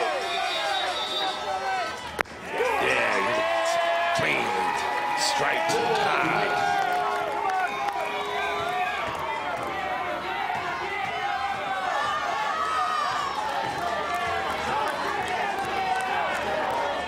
Zone 1. First batter up. Here at the top of the 7th. Close. The ball. I'm telling you. Okay. What do you think of that? Yeah. Well, it's a judgment call. Tamaki's quite clear about it. He thought it was on the inside. He's in charge of the game. Throw it back. Yeah. Throw the ball. Throw the ball. Well, we'll have a look at it in slow motion. No, throw the ball back. Let's go. Let's just go. Let's go. And they're allowed to argue the toss, surely, Naomi. Well, none of this. It's a judgment call. End of story. Come on, let's get on with the game. That's what he's telling them. Okay, you go ahead and have a word with him. Okay, Rob. Well, we'll get the luxury of having a look at it in slow-mo, and we'll just...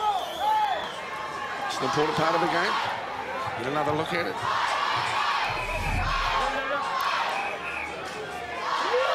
Pretty good there. But again, Tamaki's there. He's right on the spot. Yeah. I'm working.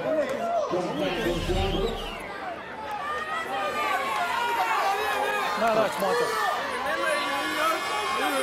I remember that. Yeah. I'm working. I'm working. Same time. Might be wise not to write the umpire up. But here we go. Ball 3, strike 1.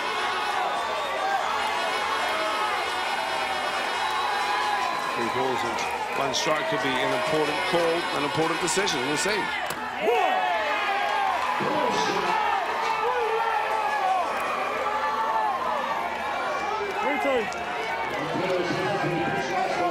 Full house. Now it's up to Montillo on the mound. Australia. Last turn to bat in regulation time. There's a piece. Easy out.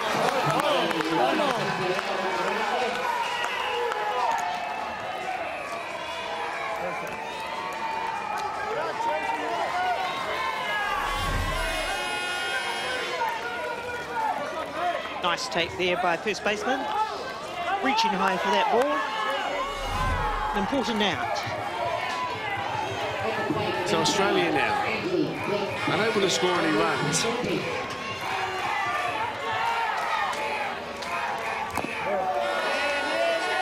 Low and downside for Kirkpatrick.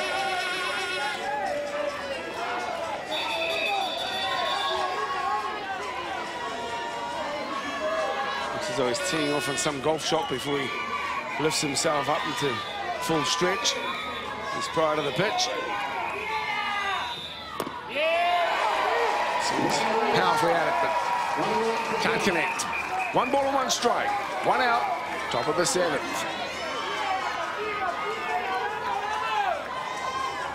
I've been impressed here by Maximiliano Montero.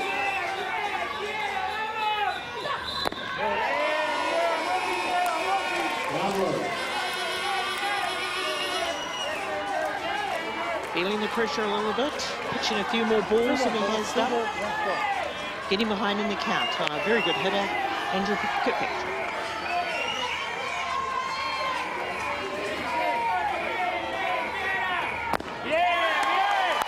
2 balls and 2 strikes. Keeping it nice and low as well. 2 balls, 2 strikes. The big fella they call Cheese from the Giants. They're down there in Canberra. In the batting box, 2 and 2.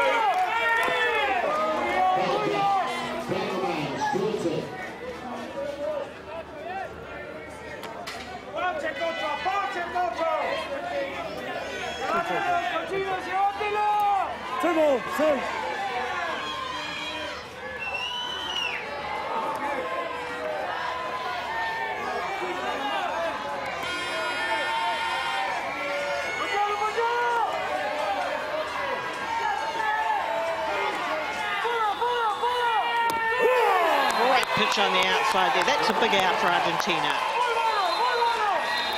Strikeout number 7 for Montero. Really important.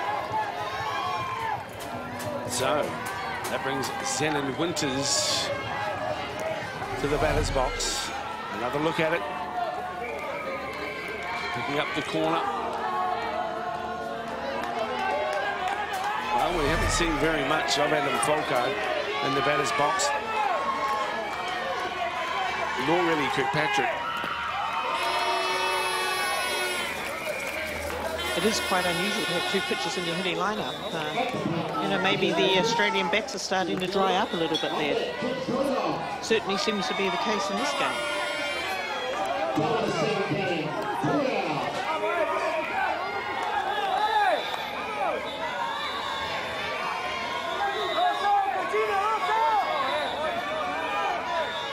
Ball.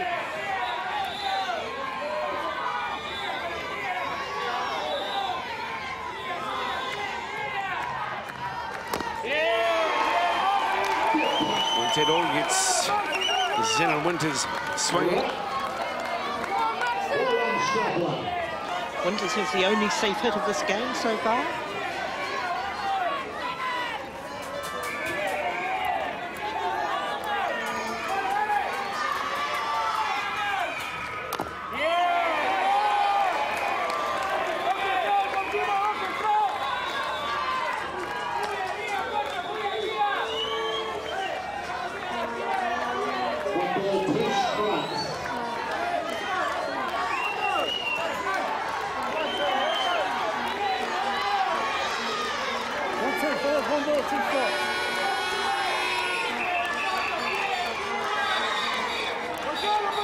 One ball and 2 strikes. Montero up against Winters. Foul ball here. Fouled off, the count remains. 1 ball, 2 strikes.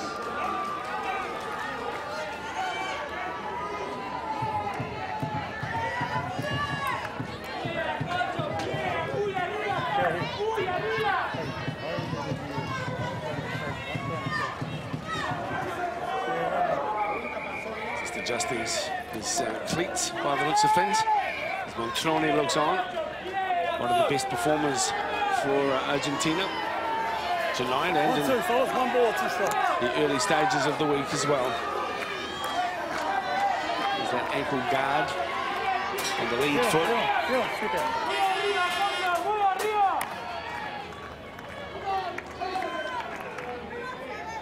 Big night here for Argentina. Adjustments to his catcher's mask, and now back down to business. 2 balls, 1 strike, 2 outs. Pressure on Zena Winters to do something here at Australia's last regulation, turn it back. And there's a piece, a chip out into the left fantastic field. catch there. And it's been taken brilliantly by Patrick. Winters robbed of potentially his second safe hit of the game. What a fantastic diving catch there from Fernando Petri. Could be a real game turner, that one.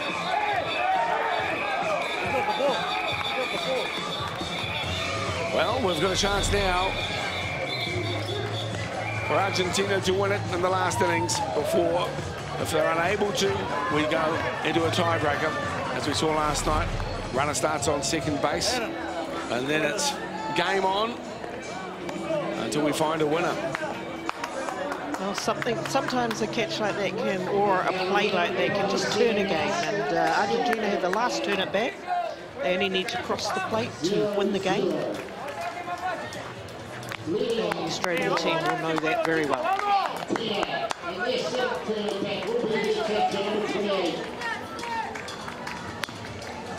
Nervousness here for the defending world champions.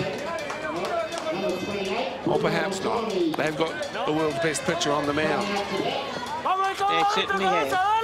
You know, Volkard's had to pitch many innings here at this World Championships, and his composure and his athleticism and his control is just second to none. Fantastic pitcher. He's seen this situation many times before.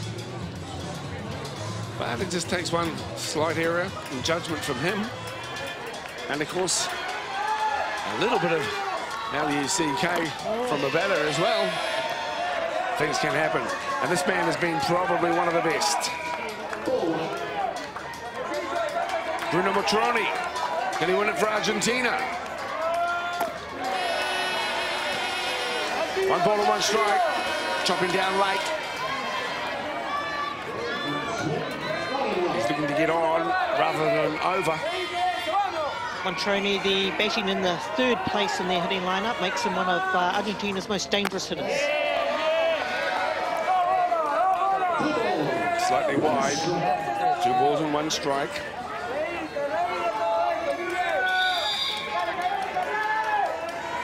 Matroni.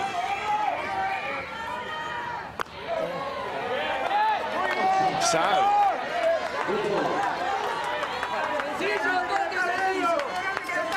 That is advantage. 1 run wins the game. Straight to 3rd, no problem. Picked up by Dylan Gold. Speared across to Michael Tanner. It's not Matroni's night there in the 7th. Rushing out there for Goolagong.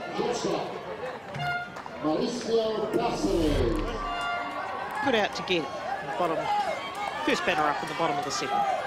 Manuel Godoy.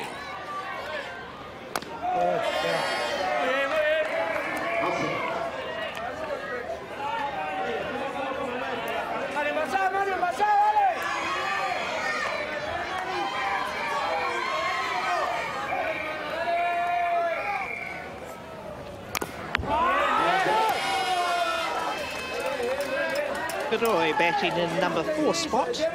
Also the designated player makes him a very dangerous hitter as well for Argentina.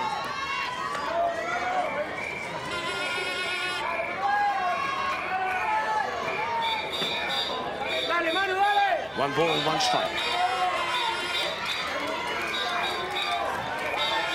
Adam Volkard with a big lean back.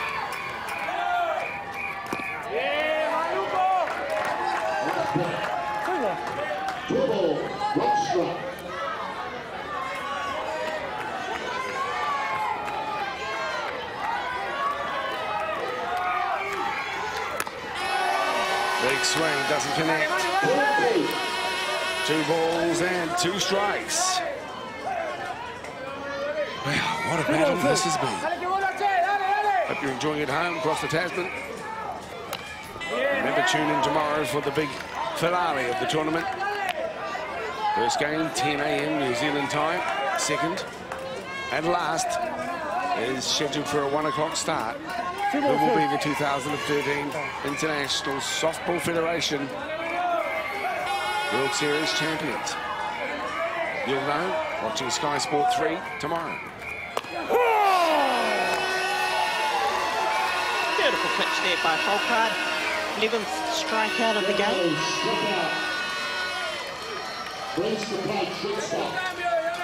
Just touch the outside of that plate. So it's Garcetis who will have the last tune perhaps in regular time.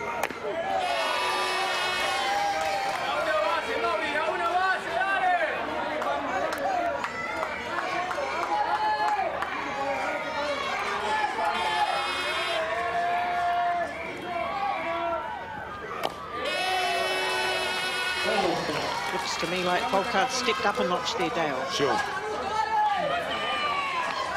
I get the feeling that Garcetis too has struggled with his pace. But anything can happen. 2 strikes against him. Fantastic stuff there from Folkard. Strikeout number 12. A key strikeout at the bottom of the 7th inning. And of course, Garcetis didn't really look like he was too comfortable. For a moment, looked, even when he had 2 strikes on him, that he was going to shake to bunt. But now we go into a tie-break situation.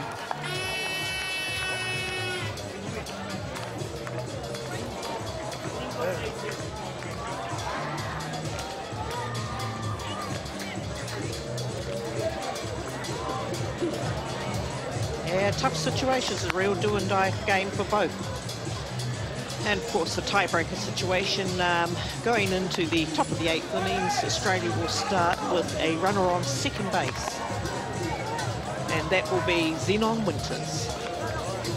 So the last player at bat starts on second base. That's right. It's a possibility that Australia might choose to bring on a speedster, but Winters is also one of their quickest runners, so we won't be surprised to see him go out down to 2. We saw it go down to the wire last night. We went to 10 innings in the Trans-Tasman duel.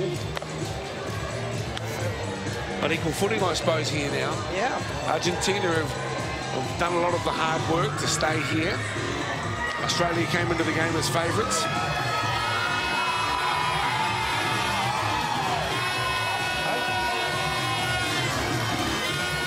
Winters strike out in second base. I got a 99 out there.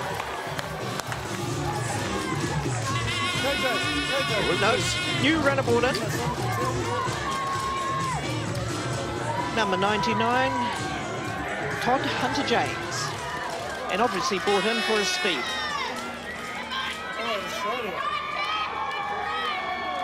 There's Goolagong, 2 home runs yesterday. And traditionally, yeah, you would expect to see a sacrifice bunt from the Spanish to advance the run from second base to third. But Goolagong is also one of Australia's finest hitters.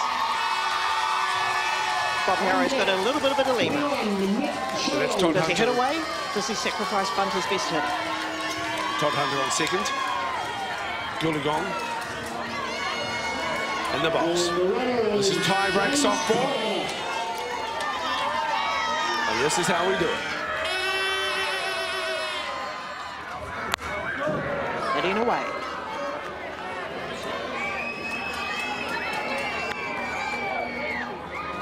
A lot of tactics involved, as we bore witness to last night.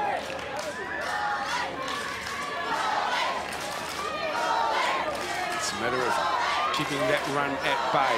Did we get the 3 outs? A couple of times last night we had players stuck on base, couldn't get around to home. Bunting now. Beautiful bunt there. Lovely. That's exactly what was asked of him. Yeah, classic play there by Goolagong. Advances Todd Hunter-James to third base into a scoring position. And brings into bat second baseman Nick Shales. Beautiful classic bunt there. Stayed in. Goolagong sacrificing his turn at bat to advance the base runner to 3. Todd Hunter's got plenty of wheels. There's Bob Harrow, the coach. Australia in the 6th spot. 21 out. 24. Nick Shales is replaced by number 24, Cameron Bent. New hitter coming in to replace Nick Shales, number 24, Big Cameron. A bit of pressure going on now, and of course Australia with their 3 innings of tiebreakers last night against the Black Sox have had a lot of opportunity to practice this. Cameron Bent.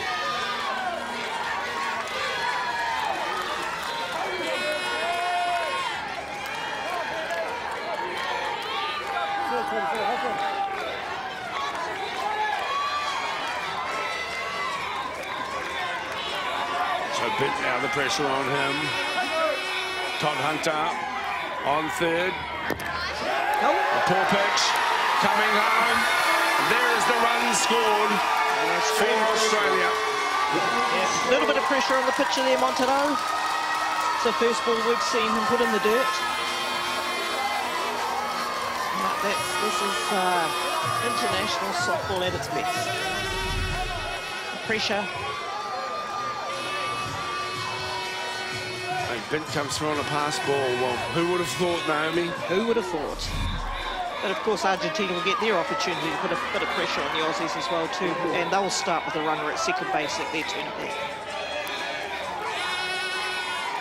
1 out, 1 run in. Foul. Strike down. 1 ball, 1 strike, 1 out. You've got a feel for a pitcher in that situation, don't you? Well, we come down to just 1 mistake. Yeah. They haven't lost yet. They haven't had their turn at bat. That's what happens when the pressure's on. It's a piece that should be an easy out at first, and it is. And as quick as Cameron Bent is, he cannot beat the throw from third baseman Nicholas Victor.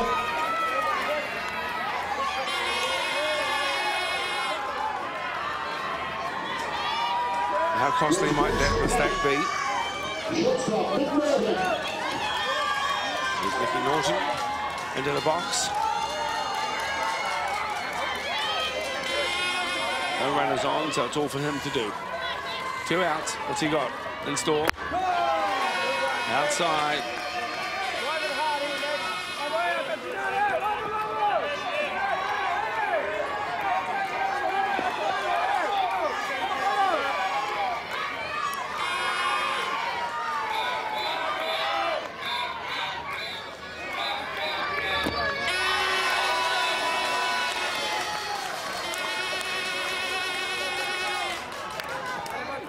Two balls.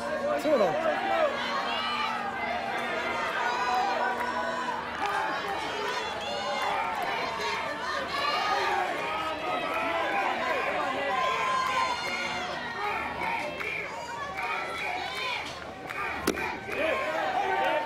I'm surprised really that Norton went for that one. It's Montroni now, just talking to his 2-1, troops. guys. 2 balls, 1 Yeah, lift strike. yourselves, stay with it, stay focused. It's been very easy to slip away mentally. And as you quite rightly so, Argentina will get their opportunity to put a bit of pressure on the Australian defence as well too, but Australia is certainly in the box seat by scoring that go-ahead run first. Well, we know that Folkard has already struck out plenty here tonight. We do the same at the next turn at bat. Last back, Reynolds. What's up? 3 balls. 3 balls with 1 strike. Norton might be fancying his chances here. Australia will be wanting to add a little bit of insurance in the shape of another run. Certainly if they're going to win the championship, Australia. They've done it the hard way. If they win tonight, they face Venezuela tomorrow morning at 10. They must go back-to-back against the Black Sox at 1. It's by no means a given. Venezuela are proving a very hard nut to crack. Argentina have played with distinction as well, but they're still not finished here. A full house on Nick Norton. And that is a beautiful take at shortstop. Catch there by shortstop Gavares. Yes, it is a good take by him, but work to be done. Australia lead by 1 as we go to the bottom of the 8th innings here in the tiebreak at the World Series Softball Championships. Beautiful catch there. Well, we've got a 99 out there. We're going to the bottom 7. Australia lead by 1. Isn't that fantastic to see that in slow-mo? Such skill, such athleticism. Very much so, Naomi. Well, we haven't seen Argentina get on top of this Australian pitcher so far tonight. But sport is an unusual beast. And it is the bottom of the 8th innings. You can't write the script before the pitch is thrown.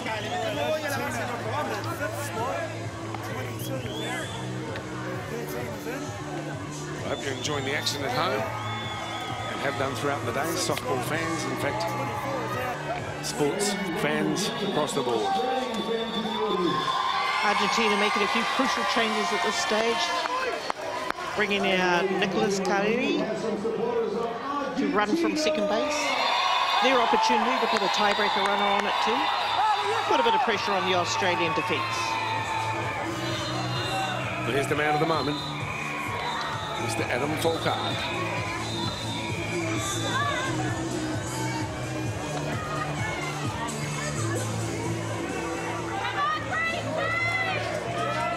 Still only takes one mistake.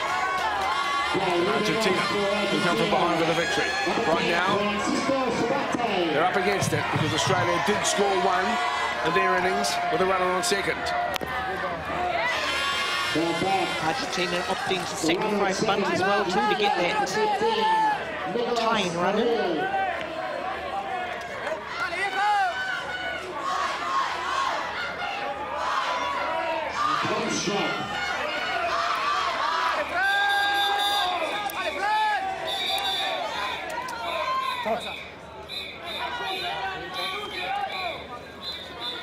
All part of the game, all part of the game at this time. Breaking the momentum up. But a few mind games going on here at the moment. And fair enough too, at this stage of a very important match. Gamesmanship, greensmanship. Not unexpected. Still looking for that bunt. And that's a good play. And around they come, Argentina score! Well, there's the mistake we spoke of. They've leveled it up, and there's a runner on third. Incredible. Incredible. Reaching out at first base, missed a little bit of a wayward throw there across the run from Folkard. Argentina score their tying run.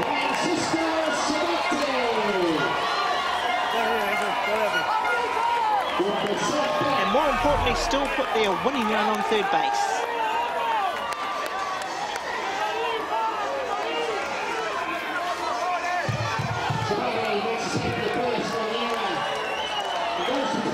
You got a feel for the guy as well too. Folkard's pitched such a fantastic game up to this point, and just a slight error there on the throw, and Argentina scored in. Game's not over yet, though.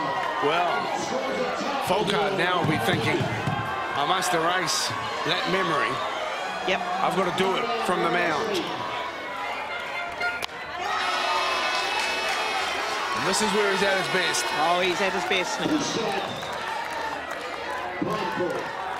3 batters, a runner on third. And Adam Folkard in a mood. to make up for what he will consider was his blow with a misguided throw, or a misdirected throw to first base.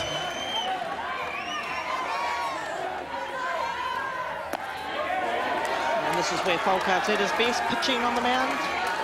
Composures he's shown right through this whole World Series will really hold him in good stead here. Winning run on 3 for Argentina.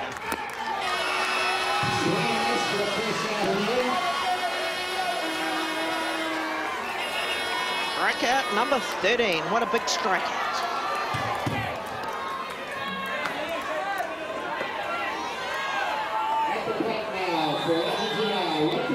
Herman Sachs now. And, a timeout. Not surprising. The championship rests on these next couple of plays. For the world champions, that is.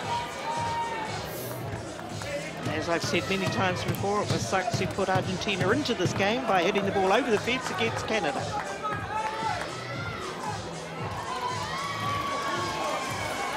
By no means a given, though, Naomi. Even though they do have a runner on third. Yep.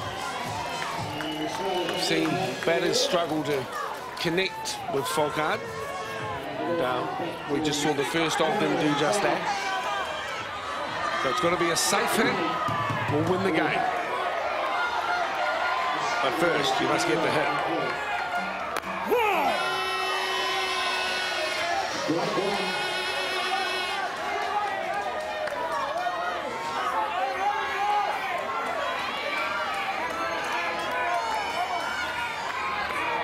He might drop one down as well. No, that's a swing. 2 strikes. This is proving to be a gutsy effort here from Adam Folkard. Fantastic game this is proving to be. A lot of pressure here. 2 strikes. On Sachs. Make that 3. What a big strikeout there for Folkard. Strikeout number 14. 32. Enormous amount of pressure on that man in the middle. With Argentina's winning run standing on third base.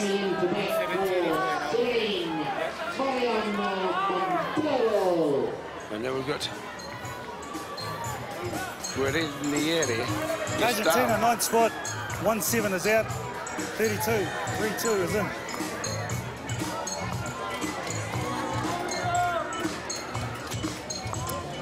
What's going through his mind? I think he's going to back himself here. Oh, he's going to back himself, all right.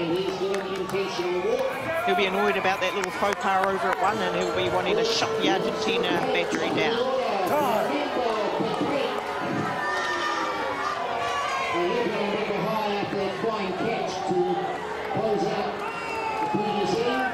So Patrick has the responsibility. And Australia put their pinch hitter on first base.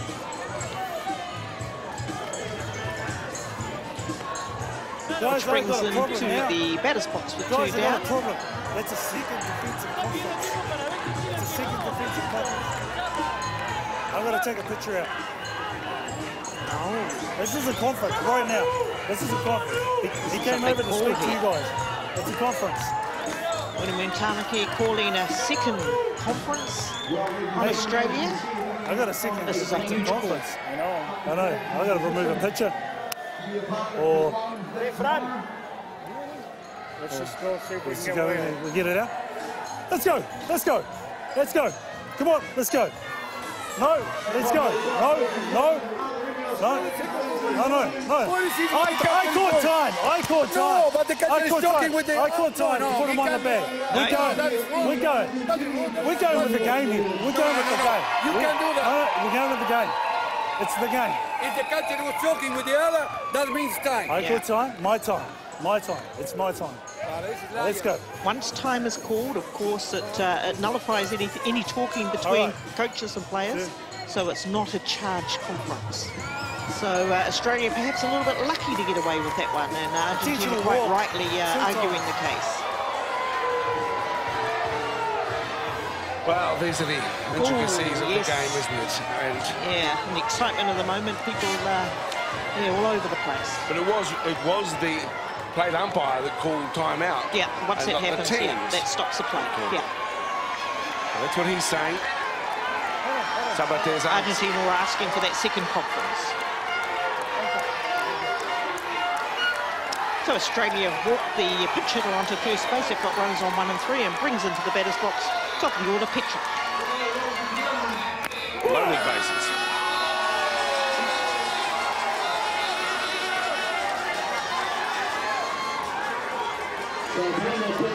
Well, Petrick has been walked as well too. Loaded the bases. They've got an out at every base. Really good thinking there by Australia.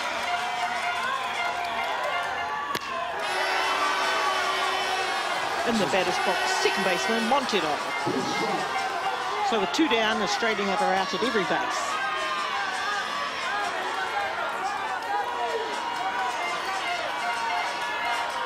Pablo Montero to be the hero or not. Australia survives. There by Folkart. Fantastic strikeout. Strikeout number 15. Not a lot of action here at this ballpark. Well, that's the bottom of the 8th. It's locked up here at 1-1, but tiebreak continues. Good game. Well, how would you like? Incredible scenes here. 32. Sabater comes up to make some changes as well. And now we go to the top of the 9th. Anybody else? No one? Okay.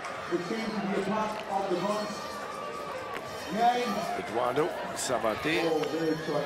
Alrighty, Argentina's 5th spot, 1-3. Here the plate umpire Wu Tamaki in the background there. Real get out of jail card there for Australia. Walking 2 runners on to load the bases. Pretty big play there by Coach Harrow, but it worked for them. And Argentina weren't able to cross the plate for their winning run.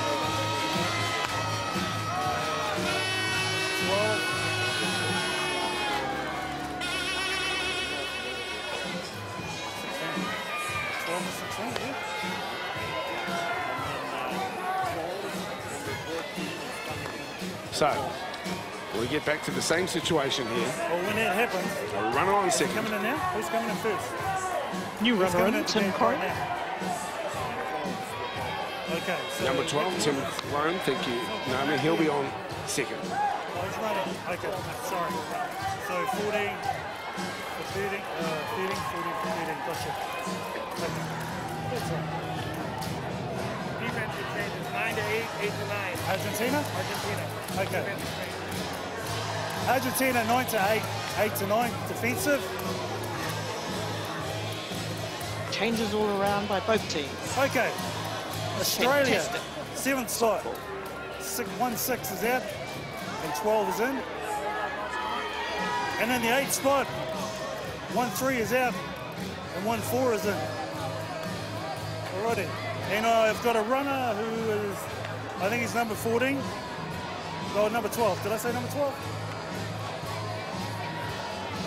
12. And 12's on second base. Okay, fellas. Well, that's the advantage here of having the umpires mic'd up. Right up. I hope you get hear all of that at home. We won't have to repeat all of that. It's hard to keep up with ourselves, but here we are. Sudden death tie-break softball. All right, fellas, play ball. The winner will line up against Venezuela tomorrow morning at 10 o'clock. The loser, it's the end of their tournament for 2013. They'll have to wait 4 more years. And a bit unusually, new veteran, number 14, Nathan Jones. So, Jones. Obviously hitting away. Not sacrificed by me. Oh, sacrificed by me. Here we go.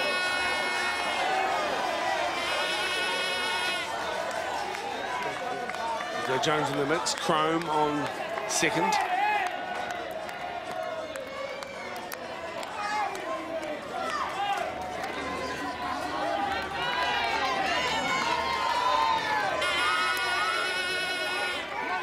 Montero on the mound. That's a strike. Jones looks up. Hasn't been in there long, but long enough to give Butamaki the stare down.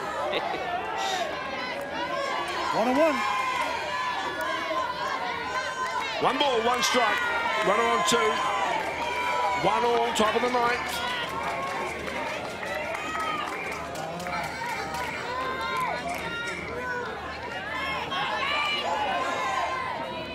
Again, a little gamesmanship there from both batter and pitcher.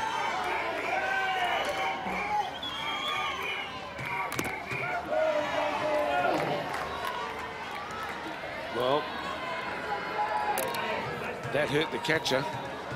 And got away from his chest protector as well. Matroni missed the chest guard altogether, I think. Yeah. Under the arm. Want to walk it off? In the ribs. Really amazes me the pounding that these catchers take. Yeah, caught one in the ribs there. 1, 2, forward, one But more. you don't often see them come off. He'll be sore. He'll be sore, all right. We'll worry about that tomorrow. Right now, we've got a game to win. Nothing but gutsy. Rita Matroni.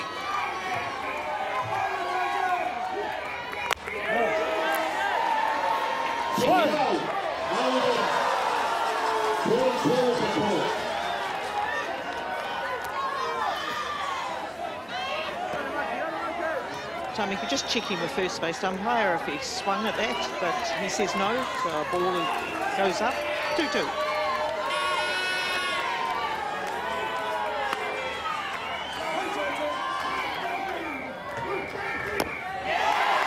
Great strikeout. There's the K that they've been after too, so that's a good start for Argentina. This has been a fantastic pitching duel, hasn't it, between two very fine pitchers.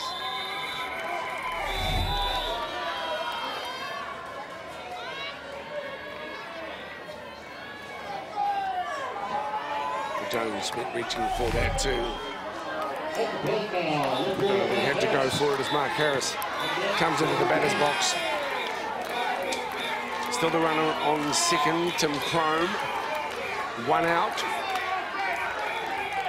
Montero with the first pitch. There's the bunt. It's a goodie. The out's taken. The runner's on third. It's been Hold close. on. Get that going on. Time out.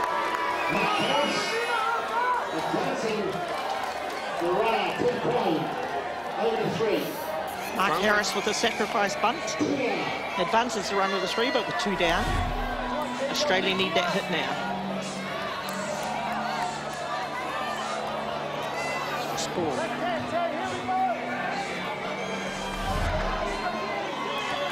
Two down. Brings into bat first baseman Michael Tanner. 2 outs. Can Australia get a run in here? There's a piece. They do get the run in. Michael Tanner does the business for them. Great stuff there from Michael Tanner. Climbs into that very first pitch and brings in another runner for Australia. Would you believe that's only the second hit of the game?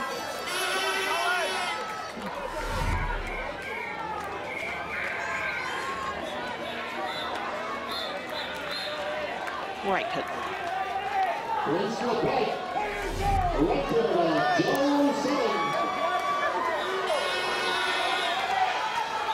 Joel Southern with a runner on first. Tim Crome successfully brought home by Michael Tanner. Dead ball! Oh, no, dead ball! Dead ball! Right here! Making it very clear that it hit the ball hit his foot. Which makes it there. And a dead foot.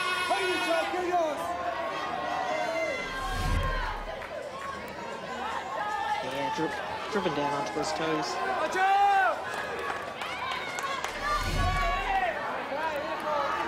He'll be feeling that.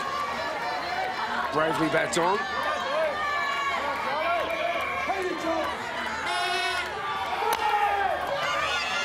And there's the out. That was needed, but still the run comes through. Australia lead now 2-1. And the Argentinians must respond at the bottom of the ninth to stay in the hunt. Incredible scenes here. Bob Harrow moves in to bring even more changes into play. Wow. Well, he'll be bringing Folkard back to the middle, of course, because it was Folkard who was removed from the batting lineup.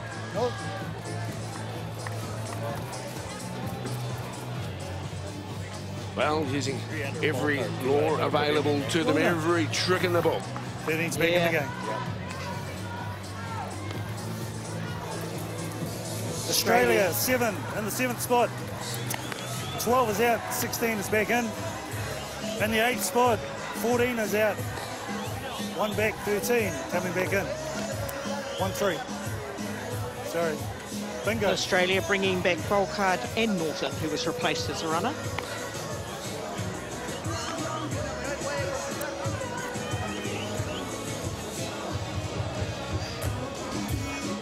Who would have believed all of this action? Hardly anything up to the 8th innings, and then it's all on. Andrew, let's go. Let's bring it down. Any of you are heading out west to Massey at the conclusion of tonight's game. There is a lady here from the media who would very much appreciate a lift. What a long walk, by the way. Very expensive taxi ride. Now leading off for Australia, and he might call it down as the catcher, Bruno Montoni, the 28th. Looking for the sacrifice bunt now.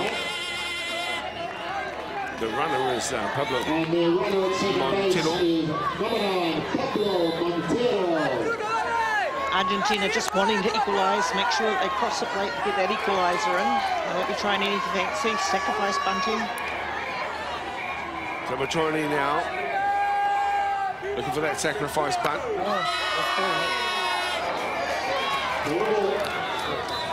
One ball and one strike here for Folkard. Game of tactics when you get into this tie-break situation.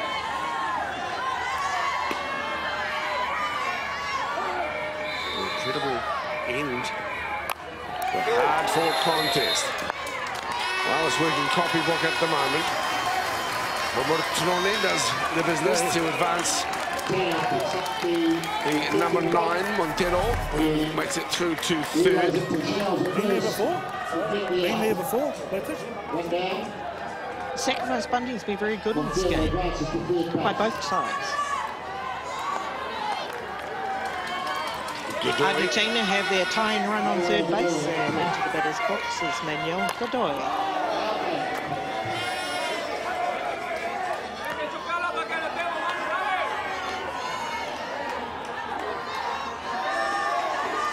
Can he swing through the ball? Godoy batting at clean-up spot in the Argentina hitting lineup, number 4. Take some time, we'll get some ball. Well, he's getting beaten for pace, isn't he? Can't get on top of the ball, swing through the line, so to speak, instead pushing it upwards. 2 strikes against him. 1 out already. Oh, so Runner on 3rd. Must get him home this innings, or it will be Australia's victory. Great strikeout. Phenomenal pitching there from Folkard. Folkard now can win the game for Australia off the mound.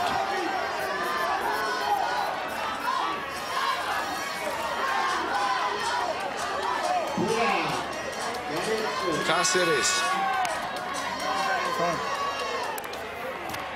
What I can recall of the earlier part of the game, Cáceres has struggled against Folkard. Looks like they might be bringing in another hitter to replace Cáceres. 22-45. Yep. Nothing else? Leonardo Latasa. Pinch hitter for Argentina. Argentina in the 5th spot. 22 out, 45 in. 4-5. The number 45 gets an opportunity. Leonardo Latasa. What a situation for him to come in. He must get that 3rd base runner home. I like that determination. And sayonara for Argentina. Latasa up against the world's fastest. Freeing up his arms. An amazing game of softball once again. We've been treated to some absolutely wonderful softball efforts over the past 2 days. And there's more to come tomorrow here on Sky Sport. 2 outs. First pitch high.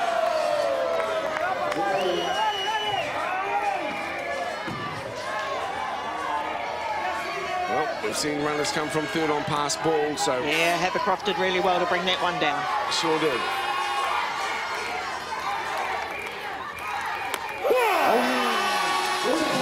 Clean. Straight. Tough.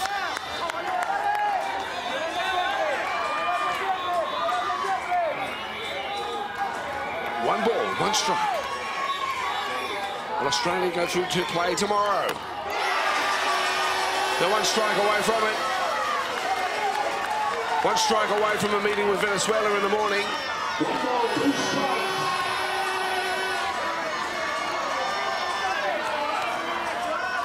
Let's go there.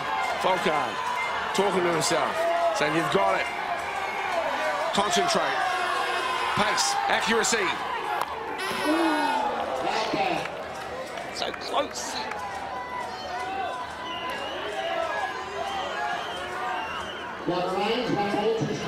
So much pressure out here, so much tension. Some deep breathing as well. So Latasa, a late caller, a runner on third. 2 strikes, 1 ball, 2 outs.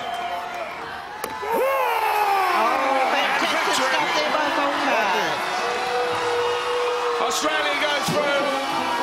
They survive what's been an amazing challenge from one of the Latino countries in Argentina. We have a changing of the guard at the top of world softball with the Latino countries into the thick end of the thin end of the wedge. But at the end, only one team can go through to tomorrow's play from this game, and it is Australia who win. Incredible performance there from Falcard on the mound. To be able to shut all of those Argentina hitters out and stop them scoring the runs that they needed to win the game. Fantastic ball game. Well done, Australia. Commiserations to Argentina, but they've done fantastically well to finishing the top 4. They sure have. Hope you've been enjoying the action and all the intrigue and drama. Tense moments. There's the man of the moment, Adam Falcard. They'll have a few hours to rest up. We're expected back on the diamond tomorrow. The line-up against the other South American team, of course, the Venezuela. The winner of that game will play the Black Sox at 1 o'clock for the World Championship. Lovely scenes out there in the middle as Australia say goodbye to the departing Argentinians in what's been a superb tournament for them. It's hats off to the crowd. Argentina was disappointed. They know that they have really upped the ante. And the catcher for Australia, Havercroft, is with Stephen. Andrew, how was that? It was a tight one, little too close for comfort, but you know what, we stuck with our plan. You know what, we played 20 innings today, and I don't think we gave up a hit, so we were solid all day. It was really good to be a part of. Too much softball for the defending champs? You know what, the more games we play, the more at-bats we get. I reckon we're going to be pretty good come tomorrow afternoon. We'd want to be. If you make it to tomorrow afternoon, right? Well, that'd be right, yeah. Tell me, what's it like catching with Adam? I've had the pleasure of doing it for a long time now. He throws harder than anyone in the world. He's a top bloke. It's a great opportunity. I love every bit of it. Is it ever scary? Every now and then when he crosses you up, I wore one in the ribs yesterday. That was a little bit dicey, but no, it's good fun. He's a ripper bloke. I love him. Yeah. How big was this one tonight?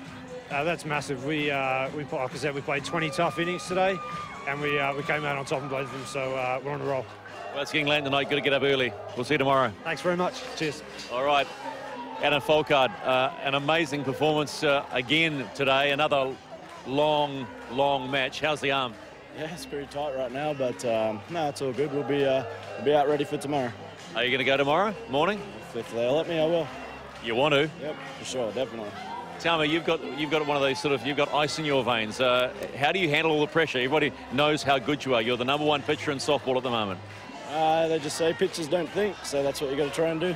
Just don't think about anything. It's all good. How tough was it for you? Let's just go back 24 hours. How tough was it for you to take that loss last night? Yeah, it wasn't the best feeling, but we know we got the team. It just gives us some extra at-bats. We got the pitching staff to get us the whole way through. All it's going to do is make us better and tighter as a team. So yeah, we're not worried at all. Andrew just said, just keep turning them over. Let's have more bats. The more we play. Others are saying it might be too much. Nah, never. It's going to be good. We faced probably the toughest pitcher we're going to see today. So, you know, bring on tomorrow. No shortage of confidence, eh? No, it's all good. We'll see you tomorrow, mate. Good luck. Thanks.